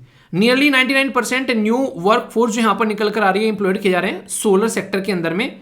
तो ह्यूज शॉर्टेज देखने को मिल रही है जो ट्रेन वर्क फोर्स है। सबसे बड़ी बात क्या होती है, अगर कई सारे स्कूल खोल दिए जाएं और वहां पर बोला जाए कि पढ़ाने के लिए टीचर चाहिए, तो टीचर तो मिल जाएंगे, पर लेकिन इन रियलिटी वो टीचर मिलेंगे जो कि बस ऐसा है कि हाँ ठीक है यार कुछ ना कुछ कर लेते हैं तो टीचिंग की जॉब कर लेते हैं। रियलिटी में वहां पर आप लोगों को वो टीचर देखने को नहीं मिलेंगे जो कि पैशनेट टीचर हैं, जो कि लगे कि नहीं यार टीचिंग ही करनी है, या फिर अगर कुछ और भी कर रहे हैं तो टीचिंग ऐसे करनी है कि उसमें कोई भी जरा से भी लापरवाही नहीं होनी चाहिए। तो वो वाली एक तरीके से सिस्टम यहां पर होना चाहिए। तो एक ट्रेन और एक तरीके से वेल स्किल्ड टीचर यहां पर होना चाहिए, वो वाली चीजें यहां पर देखने को मिलेगी। कैसे यहां पर इसको बनाना है, कैसे चीजों को लेकर चलना है, वो सारी चीजें, कैसे सिस्टम सेट करना है, वहां पर सोलर पैनल कैसे बनाना है वो। तो यहां पर अगर बात करें जॉब तो काफी ज्यादा है, पर लेकिन दिक्कत ये कि एक स्किल्ड लेबर फोर्स नहीं है, उसकी कमी यहां पर देखने को मिलती है। तो यहां पर इसी के चलते अगर बात करें अभी फिलहाल के टाइम पर अगर आप लोग देखेंगे 3.4 मिलियन के करीब टेम्परेरी और परमानेंट जॉब है यहाँ पर, तो इतना लार्ज स्केल पर यहाँ पर देखने को मिलेगा अलग अलग एरिया में, सोलर के एरिया में भी और विंड के एरिया में भी, जहां पर इतनी सारी एनर्जी जो है वो हम लोग जनरेट कर पा रहे हैं। तो ये ऐसा नहीं है कि ऐसे ही जनरेट हो जा रही है, लोगों को जॉब यहां पर मिल रही है। अगर बात करूं इसके बारे में कि फायदे क्या क्या है, इसके पोटेंशियल क्या क्या है, तो आप लोग यहां पर ये देखो कि ग्रीन एनर्जी में सबसे पहली बात क्या की जा रही है कि एक तरीके से इन्वायरमेंट पर क्या इंपैक्ट पड़ रहा है कि रिड्यूस कर रहा है जो एमिशन, यानी कि जो एमिशन होता है उसको ये रिड्यूस कर रहा है। इसी के साथ में जहां पर हम लोग खंबे वगैरह नहीं लगा सकते उन एरिया में, खासकर गांव वाले एरिया में, तो आप लोगों को रूरल यानी कि गांव वाले एरिया में इलेक्ट्रिफिकेशन आप लोगों को यहां पर होता हुआ नजर आएगा। इसी के साथ में लोगों को गांव वाले एरिया में भी आप लोगों को एम्प्लॉयमेंट जनरेट होता हुआ नजर आएगा। एक पीएम कुसुम स्कीम के बारे में मैंने आप लोगों से डिस्कस किया था, याद आ रहा है उसके बारे में? बताइए किस किस को याद आ रहा है? तो ये कब लॉन्च की गई थी? उसमें गांव वाले एरिया में लोगों को सोलर पंप यहां पर लगाने के लिए सपोर्ट प्रोवाइड कराए जा रहे थे। तो बहुत सारे लोगों को फायदा मिल रहा था और यही बोला गया था ग्रिड सिस्टम के साथ में कनेक्ट किया जाएगा। अगर कहीं पर ज्यादा इलेक्ट्रिसिटी आप लोग जनरेट कर पा रहे हैं तो उसको बेच भी सकते हैं, यानी कि आम के आम और गुठलियों के दाम, यानी कि अपना खुद का भी काम निकल गया और एक तरीके से थोड़ा सा रिवेन्यू भी मिल गया। बहुत सारे गांव वाले एरिया में जाओगे तो आधे टाइम बिजली आती थी, आधे टाइम नहीं आती थी। अब काफी ज्यादा चीजें इंप्रूव हो गई हैं, अब अच्छे लेवल पर आप लोगों को इलेक्ट्रिसिटी भी वहां पर देखने को मिल जाती है। तो एनर्जी जनरेशन जो यहां पर हो रहा है उसकी वजह से एक एनर्जी सिक्योरिटी यहां पर निकल कर आ रही है, लोगों को जो एनर्जी यहां पर मिल रही है। और सारी चीजों से ये तो हो गया कि कहीं ना कहीं कार्बन डाइऑक्साइड का एमिशन जो है वो कम होता हुआ जा रहा है। तो जो हमारा टारगेट है 2017 तक का, आप लोगों को पता है हमारी कंट्री का टारगेट है कि कार्बन एमिशन को जीरो करना है, ठीक है, यानी कि हम लोग को बिल्कुल जीरो पर लेकर आना है तो कार्बन डाइऑक्साइड को। तो ये हमारे टारगेट भी हैं, तो उसकी और भी एक बढ़ता हुआ कदम आप लोग यहां पर इसको बोल सकते हो। फिर से एक बात मैं आप लोगों को बोलूंगा कि हर सिक्के के दो पहलू होते हैं। तो एक पहलू तो यह है कि फायदे मैंने बता दिए कि क्या क्या फायदे देखने को मिल रहे हैं, क्या क्या बेनिफिट होगा, पर लेकिन कॉस्ट हम लोग को अगर कट करनी है तो इसके ऊपर हम लोग को काम करना पड़ेगा। तो कॉस्ट कटिंग अभी भी हम लोग यहां पर कम नहीं कर पा रहे हैं, दिक्कत है यहां पर। ग्रिड का इंटीग्रेशन प्रॉपर वे में नहीं हो पा रहा है, ये भी प्रॉब्लम निकल कर आएगी। और कई बार तो इन्वेस्टमेंट देखने को नहीं मिलता है। कई बार आप लोगों को बोला ना, इससे एक तरीके से क्रोनिक कैपिटलिस्ट जैसी कंडीशन देखने को मिलती है कि कंपटीशन में एक स्किल्ड जो पर्सन आना चाहिए वो ना आकर एक ऐसा इंसान आ जाता है जो कि कोई जान पहचान वाला होता है। लैंड एक्वाइजिशन एक सबसे बड़ी प्रॉब्लम है, क्योंकि लैंड जो है वो है हमारे देश में प्राइवेट प्रॉपर्टी। चाइना में अगर कोई प्रोजेक्ट चाहिए ना, आज जाकर कोई कंपनी बोले लैंड चाहिए, अगली शाम तक वहां पर लैंड जितनी चाहिए जाओ और नाप लो और ले लो। क्यों? क्योंकि सारी गवर्नमेंट की प्रॉपर्टी है। पर देश के अंदर में हमारे यहाँ तो इज्जत बेइज्जती पर रहती है, उसके हिस्से में इतनी जमीन आती है तो गांव में जाकर आप लोग देखोगे तो वो उतना ही बड़ा इज्जतदार इंसान है, इतनी सारी जमीन है उसके पास में। तो लैंड जमीन जो है वो इज्जत के साथ में यहाँ पर कनेक्टेड हो चुकी है। स्किल्ड वर्कफोर्स यहाँ पर बात करते हैं तो ये काफी ज्यादा जरूरी हो जाता है कि एक स्किल्ड वर्कफोर्स यहां पर होनी चाहिए, जो कि हमारे देश में बिल्कुल नहीं है। तो ये एक प्रॉब्लम क्रिएट कर देता है। सोचो कोई कंपनी हमारे देश में काम करने के लिए आ रही है और उसको एक स्किल्ड वर्कफोर्स चाहिए, पर लेकिन स्किल उसको मिल ही नहीं रही है, तो ये काफी बड़ी प्रॉब्लम निकल कर आती है। इसी की वजह से यहां पर हमारे देश में जो है प्रोजेक्ट न लगाकर बहुत सारी कंपनी जो है वो चाइना में जाती है, बांग्लादेश में जाती है, उन देशों में जाती है जहां पर उनको स्किल्ड वर्कफोर्स मिल जाती है। हमारे देश में इसीलिए गवर्नमेंट के द्वारा स्किल इंडिया प्रोग्राम चलाए गए, ताकि लोगों के पास में अगर स्किल रहेगी तो फिर हम लोग उस स्किल का इस्तेमाल कर उनके लिए जॉब क्रिएट कर पाएंगे। तो यहां से आप लोग एक अंदाजा लगा सकते हैं। तो क्या इसको प्रमोट करने के लिए कुछ हम लोगों ने स्टेप भी उठाए हैं यहाँ पर? जी हाँ, बिल्कुल उठाए हैं, कई सारे स्टेप हैं। अगर बात करें प्रधानमंत्री सहज ये बिजली हर घर योजना चलाई गई थी, जिसको सौभाग्य का नाम यहां पर दिया गया था। Green energy corridor, fast adaptation manufacturing, hybrid electric vehicle जिसको फेम का नाम दिया था, मैंने डिस्कस किया था बहुत डिटेल में आप लोगों से। इंटरनेशनल सोलर अलायंस के बारे में बात की थी, और नेशनल ग्रीन हाइड्रोजन मिशन जो कि लेटेस्ट वर्जन अभी आप लोगों को यहां पर देखने को मिल रहा है। तो ये कहीं ना कहीं ग्रीन एनर्जी की ओर बढ़ते हुए कदम है, और ज्यादा इंप्लॉयमेंट यहां पर जनरेट होता हुआ आप लोगों को नजर आएगा। तो ये वो चीजें हैं जो कि आने वाले टाइम में रुकनी नहीं है और ज्यादा बढ़नी ही बढ़नी है, ठीक है।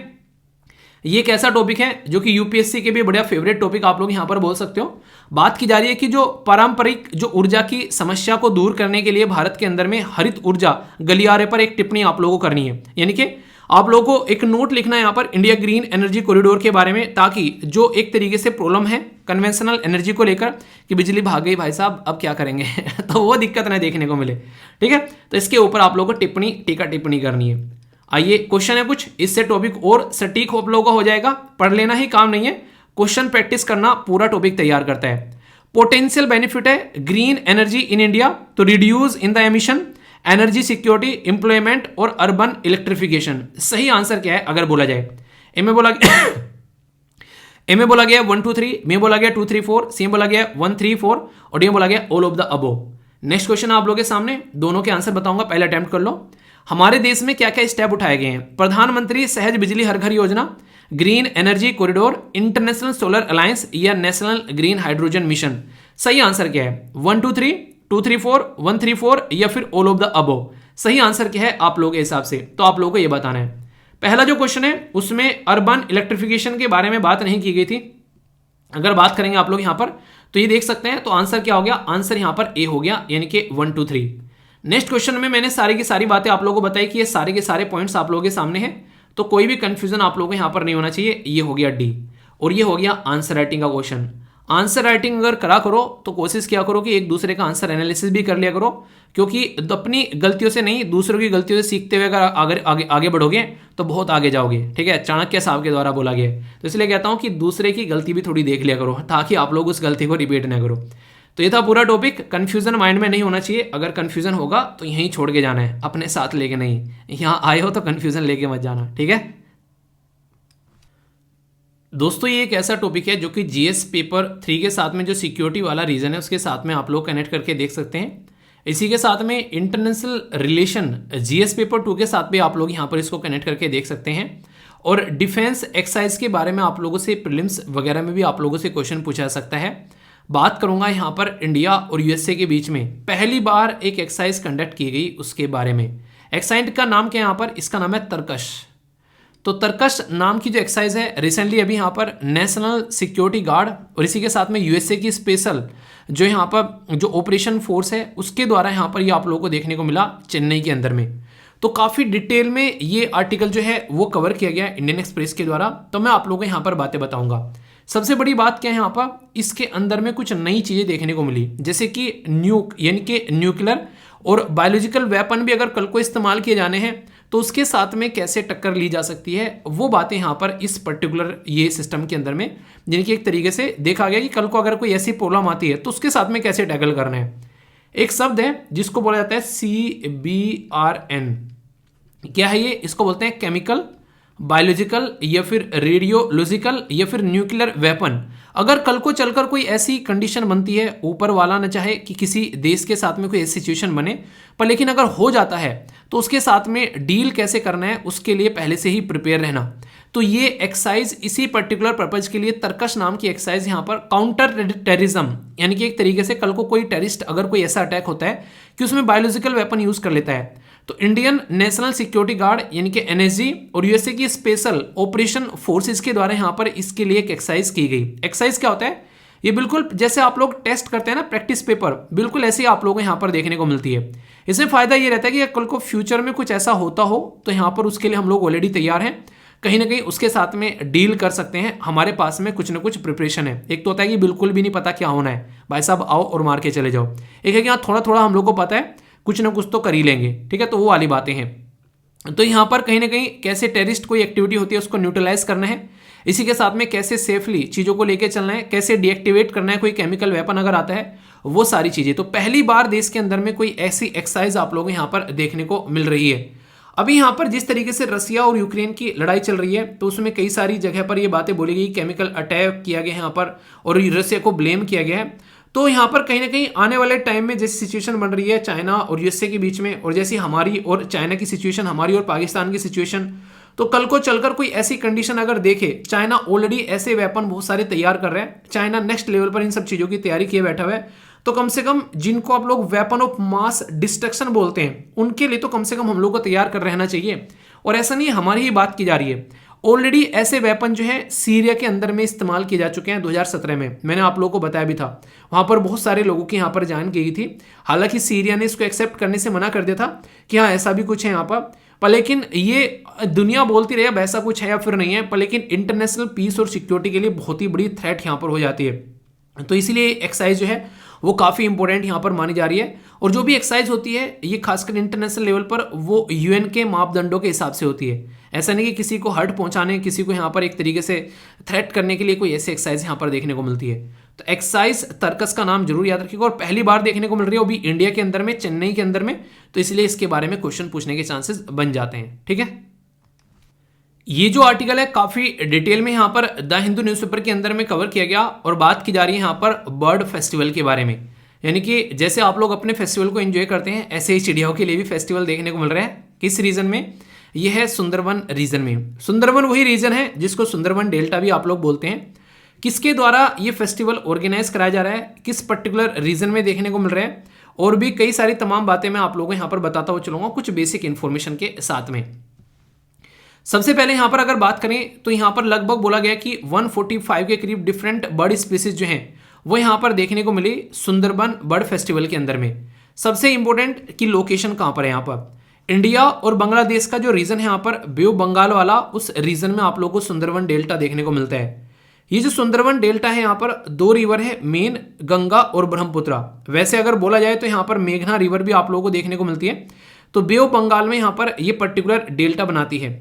ये पर्टिकुलर फेस्टिवल जो है सेलिब्रेट यानी कि किसके द्वारा ऑर्गेनाइज कराया जा रहा है, तो याद रखिएगा ये है सुंदरबन टाइगर रिजर्व, जिसको आप लोग STR बोलते हो। इसके द्वारा यहाँ पर ये फेस्टिवल ऑर्गेनाइज कराया जा रहा है इस पर्टिकुलर रीजन में।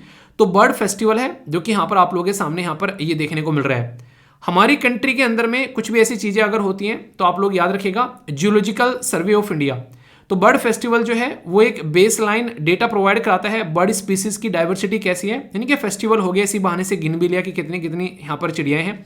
तो जियोलॉजिकल सर्वे ऑफ इंडिया 2021 में इसके द्वारा रिकॉर्ड किया गया था 428 के करीब जो बर्ड स्पीसीज है सुंदरबन इस पर्टिकुलर एरिया के अंदर में, जिसमें से 1/3 जो थी वो यहाँ पर इंडिया अपनी कंट्री के अंदर और बहुत सारी बाहर से भी आप लोगों को आती हुई नजर आती है। सुंदरबन ये ऐसा एरिया है जो कि काफ़ी फेमस है क्योंकि यूनेस्को की वर्ल्ड हेरिटेज साइट की कैटेगरी में आप लोगों को देखने को मिलता है। और फ्लोरा एंड फ्योना दोनों ही आप लोगों को यहाँ पर मिलते हैं। फ्लोरा मतलब पेड़ पौधे फूल पत्तियाँ, और फ्योना मतलब जीव जंतु। तो दोनों ही आप लोगों को यहाँ पर देखने को मिलते हैं इस पर्टिकुलर रीजन के अंदर में। तो इसके बारे में कुछ बेसिक चीज़ें हैं जो आप लोग याद रखिएगा। सुंदरबन टाइगर रिजर्व यहीं पर ही आप लोगों को देखने को मिलेगा, सुंदरबन नेशनल पार्क। इसी के साथ में यहाँ पर ये बेसिक चीज़ें हैं जो कि आप लोगों से क्वेश्चन की फॉर्म में पूछा सकता है। और सुंदरबन ये एक सुंदरी ट्री पाया जाता है जिसके नाम पर इसका नाम सुंदरबन रखा गया है। तो कुछ बेसिक इन्फॉर्मेशन थी पर लेकिन इंपॉर्टेंट थी, क्वेश्चन बने तो कंफ्यूज आना नहीं है, ठीक है। ये एक इंटरेस्टिंग न्यूज़ है और देश में इन्वेस्टमेंट के बारे में यहाँ पर बात करेगी। नेशनल स्टॉक एक्सचेंज और AIF के बारे में बात की जा रही है। सेबी के इसके NSE के द्वारा लॉन्च किया गया है एक सब category benchmark A for AFI। तो क्या है इसके बारे में हम लोग समझेंगे, चीज़ों को अच्छे से आप लोग अंडरस्टैंड कर पाएंगे। देश के अंदर में हर एक इंसान जो है वो चाहता है कि कहीं ना कहीं इन्वेस्टमेंट करके उसका पैसा जो है वो सेव भी रहे और अच्छा खासा वो बनता भी रहे, यानी कि पैसे की वैल्यू जो है वो बढ़ती रहे। तो ऑल्टरनेटिव इन्वेस्टमेंट फंड के बारे में मैं आप लोगों से बात करूंगा। नेशनल सिक्योरिटी एक्सचेंज जो कि हमारी कंट्री के अंदर में एक एक्सचेंज है जहां पर कंपनी लिस्टेड रहती है और वहां पर अलग अलग लेवल पर आकर जो है वो इन्वेस्टमेंट किए जाते हैं। तो इसके द्वारा इंडिकेट किया गया कि सब कैटेगरी लेवल पर बेंचमार्क, ताकि जो यहाँ पर AIF बेंचमार्क जिसको बोला गया है, AIF मतलब ऑल्टरनेटिव इन्वेस्टमेंट फंड बेंचमार्क, ये स्टैब्लिश किया गया है इंडिया के अंदर में, ताकि जो प्राइवेटली जो पूल्ड इन्वेस्टमेंट है, खासकर अगर बात करें चाहे तो कोई हमारे देश का हो चाहे कोई फॉरेन का हो, उसके इन्वेस्टमेंट के बारे में बात की जा रही है अगर वो इन्वेस्टमेंट करना चाहता है। तो 3 कैटेगरी आप लोगों को यहाँ पर देखने को मिलेगी। कैटेगरी 1 में बोला गया मेनली इन्वेस्टमेंट इन स्टार्टअप या MSME और एनी अदर जो एक तरीके सेक्टर है जो कि गवर्नमेंट कंसिडर करती है कि इकोनॉमिकली और सोशली वायबल है। तो पहला तो वो सेक्टर होता है कि जिसके अंदर आप लोगों को इन्वेस्टमेंट करना है, वो जो सोसाइटी के वेलफेयर के लिए आप लोगों को देखने को मिलेगा। दूसरी कैटेगरी जो यहाँ पर निकल कर आती है वो प्राइवेट इक्विटी फंड या फिर आप लोग डेट फंड बेसिकली बोल सकते हैं, जो कि यहाँ पर एक तरीके से बोला जाता है कि कहीं ना कहीं कंसेशन या फिर इंसेंटिव दिया जाता है गवर्नमेंट के द्वारा या एनी अदर रेगुलेटर के द्वारा। वो एक पॉइंट आप लोगों को देखने को मिलता है। और तीसरा यहाँ पर देखने को मिलता है जैसे कि अल्टरनेटिव इन्वेस्टमेंट फंड यानी कि AIF। इसमें क्या रहता है कि जो फंड रहता है, ठीक है, वो शॉर्ट टर्म के लिए आप लोगों को देखने को मिलेगा, मेकिंग शॉर्ट टर्म रिटर्न, यानी कि आए इन्वेस्टमेंट करे, कमाए और निकल लिए। तो ये आप लोगों को देखने को मिलेगा। तो यहाँ कोई गवर्नमेंट के द्वारा इंसेंटिव नहीं दिए जाते हैं किसी रेगुलेटर के द्वारा। तो एक ये वाला सिस्टम रहता है। तो ये ऐसा रहता है कि आओ कमाओ और निकल जाओ। तो 3 तरीके के फंड यहाँ पर देखने को मिलते हैं। तो ये तीसरी कैटेगरी में अगर इस तरीके का फंड आता है जहाँ पर गवर्नमेंट का भी कोई टेंशन नहीं है और चीज़ें भी चलती रहें, तो ये पर्टिकुलर कैटेगरी आप लोगों के सामने है, तीनों की तीनों। तो कोई कंफ्यूजन इसको लेकर यहाँ पर नहीं होना चाहिए, ठीक है। वैसे अगर कोई भी ऐसी हमारे देश के अंदर में मार्केट होती है, उसको एक तरीके से भी जो है security exchange board of India जो है वो यहाँ पर रेगुलेटरी एक ऑथोरिटी हमारे देश में जो इसको रेगुलेट करती हुई नजर आती है। ठीक है, तो यानी कि ऐसा नहीं कि हवाबाजी में होगा, जो भी होगा उसके ऊपर नजर रहेगी, बिना नजर रखे कोई काम आप लोगों को यहाँ पर देखने को नहीं मिलता है। ठीक है, ये जो पर्टिकुलर न्यूज है ये गेम से रिलेटेड न्यूज आप लोगों को यहाँ पर देखने को मिलेगी, और गेम्स में भी जो बात की जा रही है वो बात की जा रही है फॉर्मूला 1 के बारे में। ठीक है, तो फॉर्मूला ई रेस जो है इसमें टॉप टायर जो मोटर स्पोर्ट सीरीज है, जिसमें फॉर्मूला ई रेस जो है वो इंडिया के अंदर में आप लोगों को देखने को मिल रही है फर्स्ट टाइम, ताकि बिग एक तरीके से हमारी कंट्री के अंदर में जो इंडियन मोटर स्पोर्ट है उसको सपोर्ट प्रोवाइड कराया जा सके। तो यानी कि देश के अंदर में यहाँ पर चीज़ों को एक तरीके से आप लोग बोल सकते हैं कि सपोर्ट प्रोवाइड कराने की बात की जा रही है। और ये भी बड़ी बात है कि जो रेस होगी वहाँ पर वो पावर्ड बाई एक तरीके से बैटरी, यानी कि जो ई रहेगा, यानी कि एक तरीके से जो व्हीकल रहेंगे वो बैटरी से चलने वाले आप लोगों को देखने को मिलेंगे। ठीक है, तो एक इलेक्ट्रिक फ्यूचर को ध्यान रखते हुए और इलेक्ट्रिक व्हीकल को सपोर्ट करने के लिए ये सारी चीज़ें यहाँ पर नजर आ रही हैं। इसीलिए यहाँ पर इसको जीरो कार्बन रेसिंग के नाम से भी आप लोग बोल सकते हैं, क्योंकि यहाँ पर कोई भी जो कार्बन डाइऑक्साइड का एमिशन नहीं देखने को मिलेगा। ये लगभग जो साइज रखा गया है 250 किलोवाट बैटरी का यहाँ पर देखने को मिलेगा, और स्पीड जो है 280 किलोमीटर पर आवर आप लोगों को यहाँ पर देखने को मिल सकती है। तो सस्टेनेबल है ग्रीनर फ्यूचर के लिए, तो ये इस तरीके की रेस आप लोगों को यहाँ पर देखने को मिल सकती है। ठीक है, तो ये काफ़ी इंपॉर्टेंट है। जैसे कि बैटरी वाले जो बात करें हम लोग कहाँ पर बैटरी की रिक्वायरमेंट है, तो ये भी एक ऐसा एरिया है जहाँ से इन्वायरमेंट को बहुत ज़्यादा नुकसान पहुँचता था। ये जो गाड़ियाँ चलती थी ये दुनिया भर का नुकसान पहुँचाती थी, तो उसको भी हम लोग कंट्रोल कर पाएंगे। ठीक है, तो है बेसिक इंफॉर्मेशन, कंफ्यूज आना बिल्कुल भी नहीं है। ओके, नेक्स्ट जो न्यूज है यहां पर ये बात की जा रही है सिक्योरिटी के बारे में। तो यहां पर जो सिक्योरिटी है खासकर वो बात की जा रही है लाइन ऑफ एक्चुअल कंट्रोल के बारे में। तो आप लोगों को पता है कि बार बार जो चाइनीज हैं वो आप लोगों को हमारे एरिया में आते हुए नजर आते हैं, तो हम लोग को बार बार उनको वहां से खदेड़ना पड़ता है, मारकर भगाना पड़ता है। इंडियन आर्मी के द्वारा यहाँ पर अभी एक तरीके से अपनी सिक्योरिटी बढ़ा दी है, और 3 यहाँ पर बोला गया कि आने वाले टाइम में यहाँ पर कहीं ना कहीं आप लोग देख सकते हो जो पीपल्स लिबरेशन आर्मी है, यानी कि जो चाइना वाली आर्मी है, वो भी यहाँ पर कई तरीके की सिक्योरिटी यहाँ पर प्रोवाइड करा रही है। तो इंडियन आर्मी ने यहाँ पर गेट अप किया है यहाँ पर टू फेस 3 टायर PLA, यानी कि 3 टायर भी अगर वो लेकर आते हैं उसके बेस पर हम भी अपनी सिक्योरिटी बढ़ा रहे हैं वेस्टर्न और ईस्टर्न सेक्टर में। यानी कि एक तरीके से आप लोग बोल सकते हैं कि हम लोग यहाँ पर जो हमारा जो एरिया है खासकर नॉर्थ वाला, मैं आप लोग को एक बार मैप में दिखा देता हूँ ताकि आप लोग कनेक्ट कर पाओ। एक सेकेंड बस, मैप कितना गया।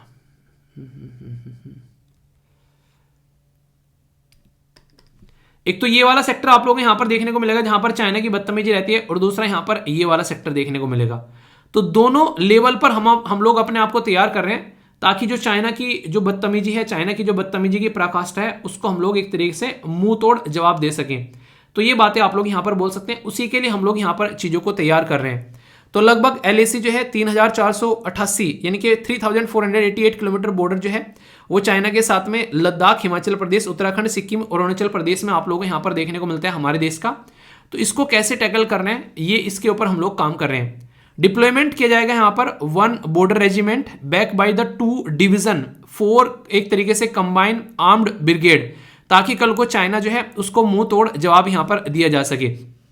कहीं ना कहीं चाइना की भी सिक्योरिटी अच्छी खासी आप लोगों को देखने को मिलती है इस पर्टिकुलर रीजन में, तो इसलिए हमारा जरूरी है कि हम लोग इस रीजन में अपनी सिक्योरिटी बढ़ाएं, और पिछली चीज़ों को ध्यान में रखते हुए हम लोग को थोड़ा सा सतर्क भी रहना पड़ेगा, क्योंकि जब इंसान जो है बदतमीजी बार बार काट देता है तो फिर हमारी भी ये रेस्पॉन्सिबिलिटी बन जाती है कि हम भी थोड़े से बदतमीज हो जाएं सामने वाले की बदतमीजी को सुधारने के लिए, है कि नहीं? आप लोग ही क्या राय इसके बारे में, या फिर सीधे बने रहें उनकी हरकतों को झेलते रहें? भाई मुझे तो नहीं लगता है। वही गांधी जी वाली बात है कि सामने वाला एक कान पे थप्पड़ मारे ठीक है, दूसरा उसकी तरफ को गाल कर दो, दूसरे पे थप्पड़ मारे तो संजय दत्त ने बोला कि भाई अब नहीं बताया गांधी जी ने क्या करना है, अब तो हम लोग पटक पटक के मारेंगे। तो ये भी चीज़ें थोड़ी होनी चाहिए कि पटक पटक के मारो जब बदतमीजी की पराकाष्ठा पार हो जाए। ठीक है, ये जो है यहाँ पर काफी इंपॉर्टेंट न्यूज होती है। वनडे टाइप एग्जाम में डायरेक्ट क्वेश्चन आप लोगों से बन जाते हैं, जैसे पूछ ले आप लोगों से मिशन अंत्योदय सर्वे किसके द्वारा यहाँ पर इनोग्रेट किया गया? तो यूनियन मिनिस्टर जो rural and development Panchayati Raj minister हैं जिनका नाम है गिरिराज सिंह, इनके द्वारा यहाँ पर इसको इनोग्रेट किया गया। अभी बहुत सारे ऐसे मिशन सरकार के द्वारा चलाए जा रहे हैं जो हमारे देश में खासकर पंचायती राज सिस्टम को स्ट्रेंथन करने का काम कर रहे हैं, उसको ताकत प्रोवाइड कराने का काम कर रहे हैं। क्योंकि 73 जब संविधान में संशोधन किया गया था तो पंचायत एक ऐसा सिस्टम बनाने की कोशिश की गई थी ताकि ग्राउंड लेवल पर चीज़ों को डिसेंट्रलाइज किया जा सके। ठीक है, national security adviser Ajit Doval साहब के द्वारा अभी रशिया के जो प्रेसिडेंट है व्लादिमीर पुतिन साहब के द्वारा बात की गई उनके साथ में। तो हम लोग जो है एक बैलेंस बनाने की कोशिश यहाँ पर कर रहे हैं, आप लोग ऐसा बोल सकते हैं, रसिया और यूएसए के बीच में। इंटरनेशनल नेशनल एक्रेडिएशन सिस्टम जो है उसकी रैंक जो है वो 5th in the world in the global quality infrastructure जो यहाँ पर इंडेक्स में अगर बात करें, ठीक है, तो ग्लोबल क्वालिटी इंफ्रास्ट्रक्चर इंडेक्स में तो यहाँ पर 5th रैंक आप लोगों को देखने को मिलेगी। 14th एरो इंडिया इवेंट ये आप लोग को बेंगलुरु में देखने को मिलेगा, जो 13th से लेकर यानी कि आज से लेकर यहाँ पर 17 फरवरी तक यहाँ पर चलने वाला है, ठीक है। तो ये एरो शो रहेगा, इसके बारे में और भी इंफॉर्मेशन आएगी तो आगे बात की जाएगी, पर याद रखना 14th नंबर का है और बेंगलुरु में आप लोग को ये देखने को मिल रहा है, ठीक है। अप्रोक्सीमेट 60 लाख के करीब केसेस जो हैं वो आज के दिन में पेंडिंग पड़े हुए हैं हाई कोर्ट के अंदर में, और 69,000 के करीब जो केसेस हैं वो पेंडिंग पड़े हैं सुप्रीम कोर्ट के अंदर में। ये गवर्नमेंट का डेटा है। अगर इन केसेस को हम लोग को सोल्व करना है तो कहीं ना कहीं सबसे बड़ी बात तो यह है कि हम लोग को टेक्नोलॉजी का इस्तेमाल करना पड़ेगा, जो वैकेंसी खाली पड़ी हुई है उन वैकेंसी को भरना पड़ेगा, और लोगों को भी कहीं ना कहीं इसके बारे में अवेयर करना पड़ेगा किस तरीके से चीज़ों को लेकर चलना है, ताकि ज़्यादा से ज़्यादा केसेस को फटाफट निपटाया जा सके। और नंबर ऑफ जजेस की संख्या बढ़ाना भी जरूरी है। कहीं ना कहीं कई बार बातें ये बोली जाती है, पर लेकिन कई बार ये बोलते हैं कि जो ऑलरेडी हमारे पास में इफिशियंसी है उसको ही ढंग से हम लोग यूटिलाइज नहीं कर रहे हैं, तो ये भी एक मुद्दा रहता है। एक्सटर्नल अफेयर मिनिस्ट्री के द्वारा यहाँ पर 2,25,000 ये 620 के करीब जो लोग हैं उनके द्वारा अपनी सिटीजनशिप जो है वो रिनाउंस कर दी गई है। ये बात यहाँ पर बताई गई है 2022 के अंदर में, यानी कि बहुत सारे लोग जो हैं वो देश की नागरिकता छोड़कर यहाँ पर जा रहे हैं। तो ये अपने ही आप में काफ़ी बड़ी बात आप लोगों को देखने को मिल रही है। ये भी एक सोचने वाला मुद्दा आप लोग यहाँ पर बोल सकते हैं कि अपने ही देश की जो सिटीजनशिप छोड़ के जाना, तो इसका मतलब क्या क्या दिक्कतें देखने को मिल सकती हैं कि अपने देश के लोग सिटीजनशिप छोड़ रहे हैं। तो इसके बारे में आप लोगों की क्या रहे, आप लोग अपनी राय बता सकते हैं। वैसे इसके ऊपर कोई और आर्टिकल आएगा, एडिटोरियल आएगा, तो मैं अच्छे से कवर करूंगा ताकि सारी चीज़ें आप लोगों को समझाई जा सके। 25th जो यहाँ पर अभी बात की जा रही है ये एडिक्शन ट्रीटमेंट, ये यहाँ पर फैसिलिटी के बारे में बात की जा रही है नशा मुक्ति अभियान के चलते। देखिए नशा मुक्ति एक ऐसा सिस्टम है जो कि यहाँ पर बहुत ही एक नहीं, इंसान को लत लग जाना, एक तो गाना है लत लग गई, वो तो चलो अलग चीज़ की बात है, पर लेकिन यहाँ पर अगर बात करेंगे ये एक ऐसी चीज़ है कि इंसान जो है वो अपने आप को ऐसे बर्बाद करता है कि कुछ सोल्यूशन ही ना निकल कर आए। खासकर इंसानों को भी लगता है कि हाँ चीज़ें सही चल रही है, पर लेकिन सबसे बड़ी बात यहाँ पर ये होती है कि एक तरीके से जब ये सारी चीज़ें बढ़ने लगती है ना, ये मैंने आसपास भी अपने कई सारे केसेस देखे हैं, ठीक है, इसके बारे में कई बार पढ़ा भी है। इस तरीके जब चीज़ें निकल कर आती है तो सरकार जो है अपनी साइड से सोचती है कि इन सब चीज़ों के लिए कुछ ना कुछ ऐसा सोल्यूशन निकालते चले वो, ठीक है। तो इसलिए यहाँ पर ये इस तरह की चीज़ें जो है वो इस्टेब्लिश की जाती है। और ये पर्टिकुलर जो आर्टिकल है ये आप लोगों को बता दूं मैं PIB के द्वारा कवर किया गया था, ठीक है। तो यहाँ पर ये ऐसे सेंटर खोले जा रहे हैं ताकि खासकर आप लोगों ने देखा कि उड़ता पंजाब मूवी बनी थी इसके ऊपर, तो नशा मुक्ति केंद्र जो है बेसिकली ये चलाए जाते हैं ताकि कोई भी ऐसी सिचुएशन देखने को मिले तो उसको बेसिकली सॉल्यूशन निकाला जा सके, ठीक है। तो ये बेसिक चीज़ें हैं, बहुत सारे लोग इसमें काम करते हैं, खासकर वुमेन को भी यहाँ पर पार्टिसिपेशन किया जाता है कि वुमेन अगर कोई ऐसी कंडीशन में फंस जाती है तो उसका सोल्यूशन कैसे करना है। क्योंकि एक बार मैं इंटरव्यू सुन रहा था, वहाँ पर एक महिला थी, उसने बोला कि पुरुषों के बारे में तो फोकस करते हैं, ठीक है, उनको लत लग गई है तो उनकी छुटानी है, पर लेकिन अगर किसी महिला को अगर लत लग जाती है तो यहाँ पर उसको बड़ी गलत नज़र से देखते हैं। अच्छा ये भी नशा करती है, ठीक है, ये भी दारू पीती है, ये भी ऐसी चीज़ें करती है। तो यहाँ पर भी एक मेल डोमिनेटेड नेचर आप लोगों को देखने को मिलता है जो कि गलत है। ऐसी बातें हैं, बाकी आप लोग बताइए क्या है। पाकिस्तान के द्वारा साइन की गई डील इंटरनेशनल मॉनेटरी फंड के साथ में कि उसको बेल आउट पैकेज मिलेगा, जिसमें इनके जो प्राइम मिनिस्टर जो है वो रोने लगे थे, मैंने बताया था आप लोगों को। चलिए अब थोड़ा सोल्यूशन रहेगा यहाँ पर। यूएसए के जो फेड है उनके द्वारा इंट्रोड्यूस किया जा रहा है यहाँ पर वॉल स्ट्रीट बैंक, ठीक है। तो यहाँ पर स्ट्रेस टेस्ट ये सिनेरियो आप लोगों को यहाँ पर देखने को मिल रहा है। तो देखते हैं सोल्यूशन क्या निकल कर आता है। आज की डेट में आप लोगों को पता है दुनिया भर की जो इकोनॉमी है वो ठीक ठीक चल रही है बस जैसे तैसे, तो सब अपने अपने जो है कुछ ना कुछ स्टेप उठा रहे हैं। प्राइम मिनिस्टर मोदी जी के द्वारा इनोग्रेट किया गया 3 डे का यूपी ग्लोबल इन्वेस्टमेंट जो यहाँ पर समिट है उत्तर प्रदेश के अंदर में, एक अच्छा खासा इन्वेस्टमेंट यहाँ पर इस पर्टिकुलर समिट के थ्रू देखने को मिला, क्योंकि ये समिट जो है अभी कंप्लीट हुई और इसमें बहुत सारा इन्वेस्टमेंट जो है वो उत्तर प्रदेश में यहाँ पर किया गया। तो आने वाले टाइम में यहाँ पर उत्तर प्रदेश को एक हब बनाने की भी यहाँ पर कोशिश की जा रही है, ठीक है। तो ये समझ सकते हैं आप लोग, यहाँ पर जिस राज्य में इन्वेस्टमेंट आता है तो वहाँ पर बहुत सारे लोगों के लिए रोजगार भी निकल कर आता है, ओके। ऑस्ट्रेलिया ने रिमूव कर दिया है Chinese made camera from its offices spy concern को लेकर, यानी कि चाइना कभी कहीं गुब्बारे भेज रहा है, कहीं ये ऐसे कैमरे लगा रहा है, तो ऑस्ट्रेलिया को लगा कि ये पता चला कैमरे के थ्रू ही पता ना क्या क्या देखने लगे यहाँ पर, तो जितने भी ऑफिसेज थे वहाँ पर चाइना के सारे कैमरे उन्होंने हटा दिए हैं। तो ये एक तरीके से आज के दिन में चाइना का एक बाइकआउट चल रहा है, चाइना माल बाइकआउट, ठीक है। डेथ टोल जो है यहाँ पर 21,000 पहुंच गया है। ये अभी डेटा जो है वो सामने बार बार निकल कर आ रहा है। तो पहले बोला गया था कि 2,000 हो गए हैं, फिर बोला गया था कि यहाँ पर 10,000 हो गए हैं, 15,000 हो गए हैं, अभी 21,000 लोगों की जान चली गई है। और इसी में जो ऑपरेशन दोस्त जो है वो हमारे द्वारा चलाया गया, हमारी जो बेसिकली हमारी जो नेशनल डिजास्टर मैनेजमेंट फोर्स के द्वारा। नॉर्थ कोरिया के द्वारा रिकॉर्ड किया गया है nuclear and intercontinental ballistic missile, ठीक है। तो भाई साहब ये इंसान छोड़ने वाला नहीं है, ये नेक्स्ट लेवल की करामात करता रहता है। तो देखो आगे क्या बातें निकल कर आती है। डोनाल्ड ट्रंप ने तो कोशिश की थी बात करने की, जो बाइडन साहब तो जो कुछ एफर्ट ही नहीं डाल रहे हैं इसकी तरफ को, बोला जो करता है करने दो, हमको टेंशन नहीं है इसकी। चलो देखते हैं कहां तक ये टेंशन जाकर रुकती है। आइए कुछ क्वेश्चन है आप लोगों के सामने। कौन बनेगा छोटू करोड़पति आप लोगों के सामने है। बेसिकली ये काफी इंपॉर्टेंट सेक्शन होता है, इसमें छोटे क्वेश्चन रहते हैं पर लेकिन इंपॉर्टेंट रहते हैं, जो कि वनडे टाइप एग्जाम में तुरंत क्वेश्चन आप लोग बनते हैं, ठीक है। क्योटो प्रोटोकॉल के बारे में बात की जा रही है, तो इंडिया किसके अंडर में आता है? अपेंडिक्स 1, अपेंडिक्स 2, नॉन अपेंडिक्स 1 या फिर none of the above? Question का आंसर आप लोग दीजिए। बात की जा रही है कि यहां पर एक तरीके से एक म्यूजिक घराना उत्तर प्रदेश के अंदर में ख्याल सिंगिंग ये स्टार्ट किया गया था अमीर खुसरो के द्वारा, ठीक है। तो कौन सा? बनारस घराना, किराना घराना या फतेहपुर सीकरी घराना या फिर रामपुर घराना? तो सही आंसर क्या है यहां पर, ये आप लोगों को बताना है, ठीक है। तो डायरेक्ट क्वेश्चन है। इसी के साथ में बात की जा रही है जब रिवोल्ट हुआ था 1857 का, ठीक है, तो इंग्लिश वुमेन, ठीक है, तो यहां पर बात की जा रही है statement of the English women Hartley state, ठीक है। तो बोला गया कि what ever one may say about this man he was in no way guilty of this जो मैसेकर, यानी कि कुछ भी कहा जाए कि पर ये इंसान जो है उस पर्टिकुलर मैसेकर के लिए गिल्टी नहीं था।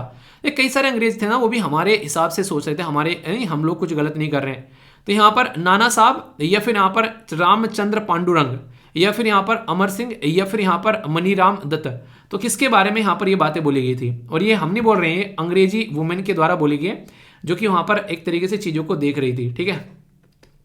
नेक्स्ट यहां पर बोला जाए कि किसके द्वारा फाउंड किया गया? धर्म सभा, ठीक है। टाइम ऑफ रिलीजियस सोशल जो रेनेसा के टाइम पे मॉडर्न इंडिया के अंदर में। तो बात की जा रही है यहां पर शिव नारायण अग्निहोत्री। नेक्स्ट यहां पर बात की जा रही है राजा बेसिकली यह है राधाकांत देव। नेक्स्ट बात की जा रही है नारायण मल्हार जोशी। नेक्स्ट बात की जा रही है हरदेनाथ कुंजरू, ठीक है, कंजरू। तो सही आंसर क्या है ये आप लोगों को बताना है। नेक्स्ट जो बात की जा रही है, रिसेंटली डिक्लेयर किया गया फर्स्ट ये बायोडाइवर्सिटी हेरिटेज साइट लद्दाख के अंदर में। बहुत ही इंपॉर्टेंट क्वेश्चन है, स्टार लगा लेना, लद्दाख बहुत ज्यादा न्यूज में है। तो इसका नाम है यहाँ पर याया तिसलोक, सोलोक बोलेंगे बेसिकली, टी साइलेंट रहेगा।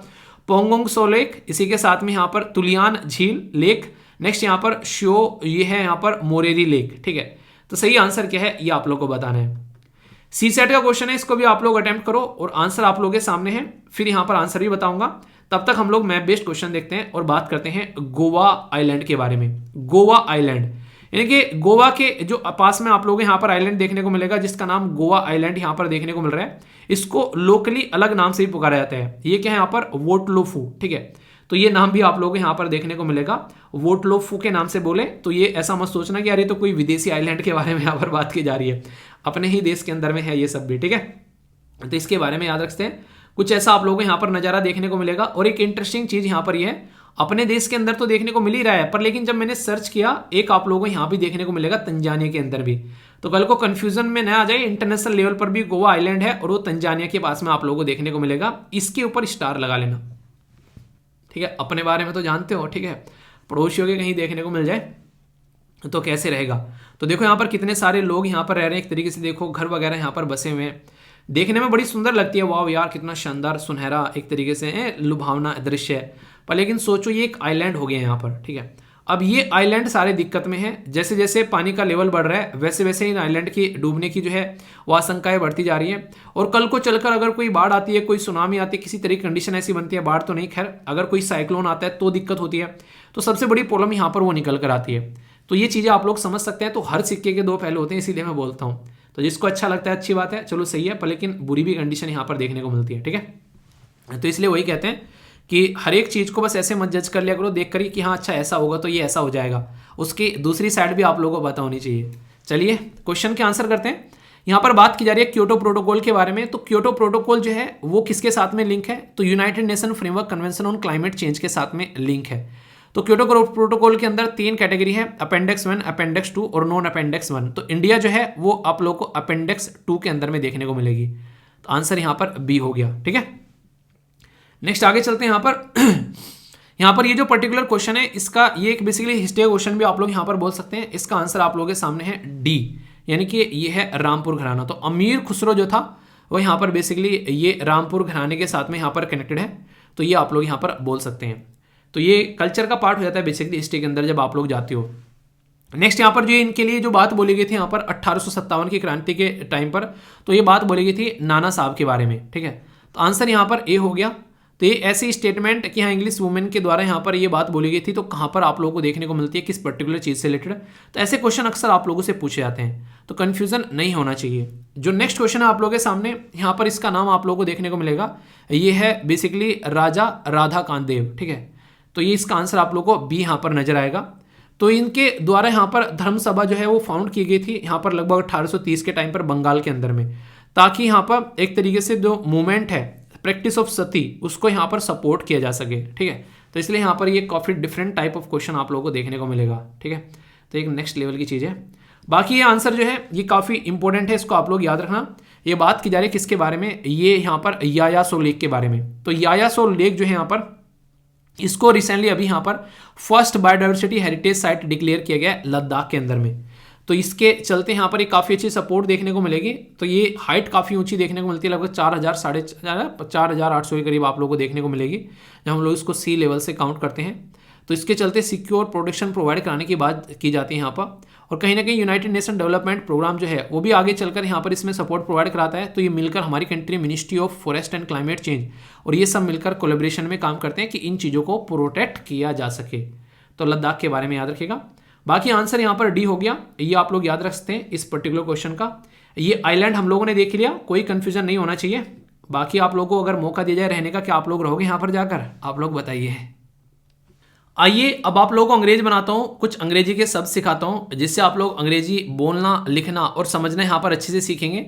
इसी के साथ में आंसर राइटिंग भी आप लोगों की इंप्रूव होगी। एनडीए सीडीएस एसएससी बैंकिंग में एंटोनिम्स सिनोनिम्स आते हैं, वो भी आप लोगों के सुधरते हुए नजर आएंगे। इनके ऊपर सेंटेंस फॉर्म जरूर करना ताकि आप लोग इनको सीख सको और याद रख सको और बोलचाल में भी यूज कर सकते हैं। नेसियर, अगर कोई इंसान ऐसा है आप लोग के आसपास में जो कि 24 घंटे नेगेटिव बातें करता है कि तुमसे तो हो ही नहीं पाएगा, आज तक मेरे से नहीं हुआ है, आज तक किसी से नहीं हुआ है, तो तुम कैसे कर लोगे, उसको बोला करो कि भाई साहब पहली बार किसी ने जमीन के अंदर से ट्रेन चलाई थी और लोगों ने बोला था कि ये बेवकूफ़ है, जिसने बात की होगी, चल रही है ना मेट्रो धड़ाधड़ जमीन के अंदर से। तो यह है नेसियर, निराशावादी इंसान, यानी कि हर टाइम एक तरीके से अपोजिट बातें बोलेगा, कुछ भी प्रोग्रेसिव बातें नहीं बोलेगा। तो अगर कोई भी ऐसा इंसान होगा जो ऐसी बातें करता है तो बोलना नेसियर है। ठीक है, इनको मैं नशेद आदमी है आप लोगों ने सुना होगा कई बार ये शब्द भी। ठीक है, तो वही वाली बातें आप लोग यहाँ पर बोल सकते हैं। ठीक है, बाकी जो सही होगा वो तो अच्छी बातें करेगा कि क्या बात है भाई साहब, कुछ भी, अरे तुम तो भाई साहब देश के प्रधानमंत्री बन जाओगे, तुम तो निकाल ही दोगे, टेंशन मत लो, लगे रहो। ठीक है, एमिनेशन क्या होता है, गोला बारूद हथियार। तो एक तरीके से ये जो भी चीज़ें होती है कहीं ना कहीं एक युद्ध में सपोर्ट प्रोवाइड कराने के लिए होती है। तो इसको आर्म एंड एमिनेशन का नाम आप लोगों ने सुना होगा, तो उसके बारे में बातें की जा रही है। नेक्स्ट जो शब्द है यहाँ पर ये बात की जा रही है पेटोफोगिंग के बारे में, यानी कि छल संबंधी। छल मतलब धोखा, किसी के साथ में धोखा करना, ये वाली बात आप लोग बोल सकते हैं।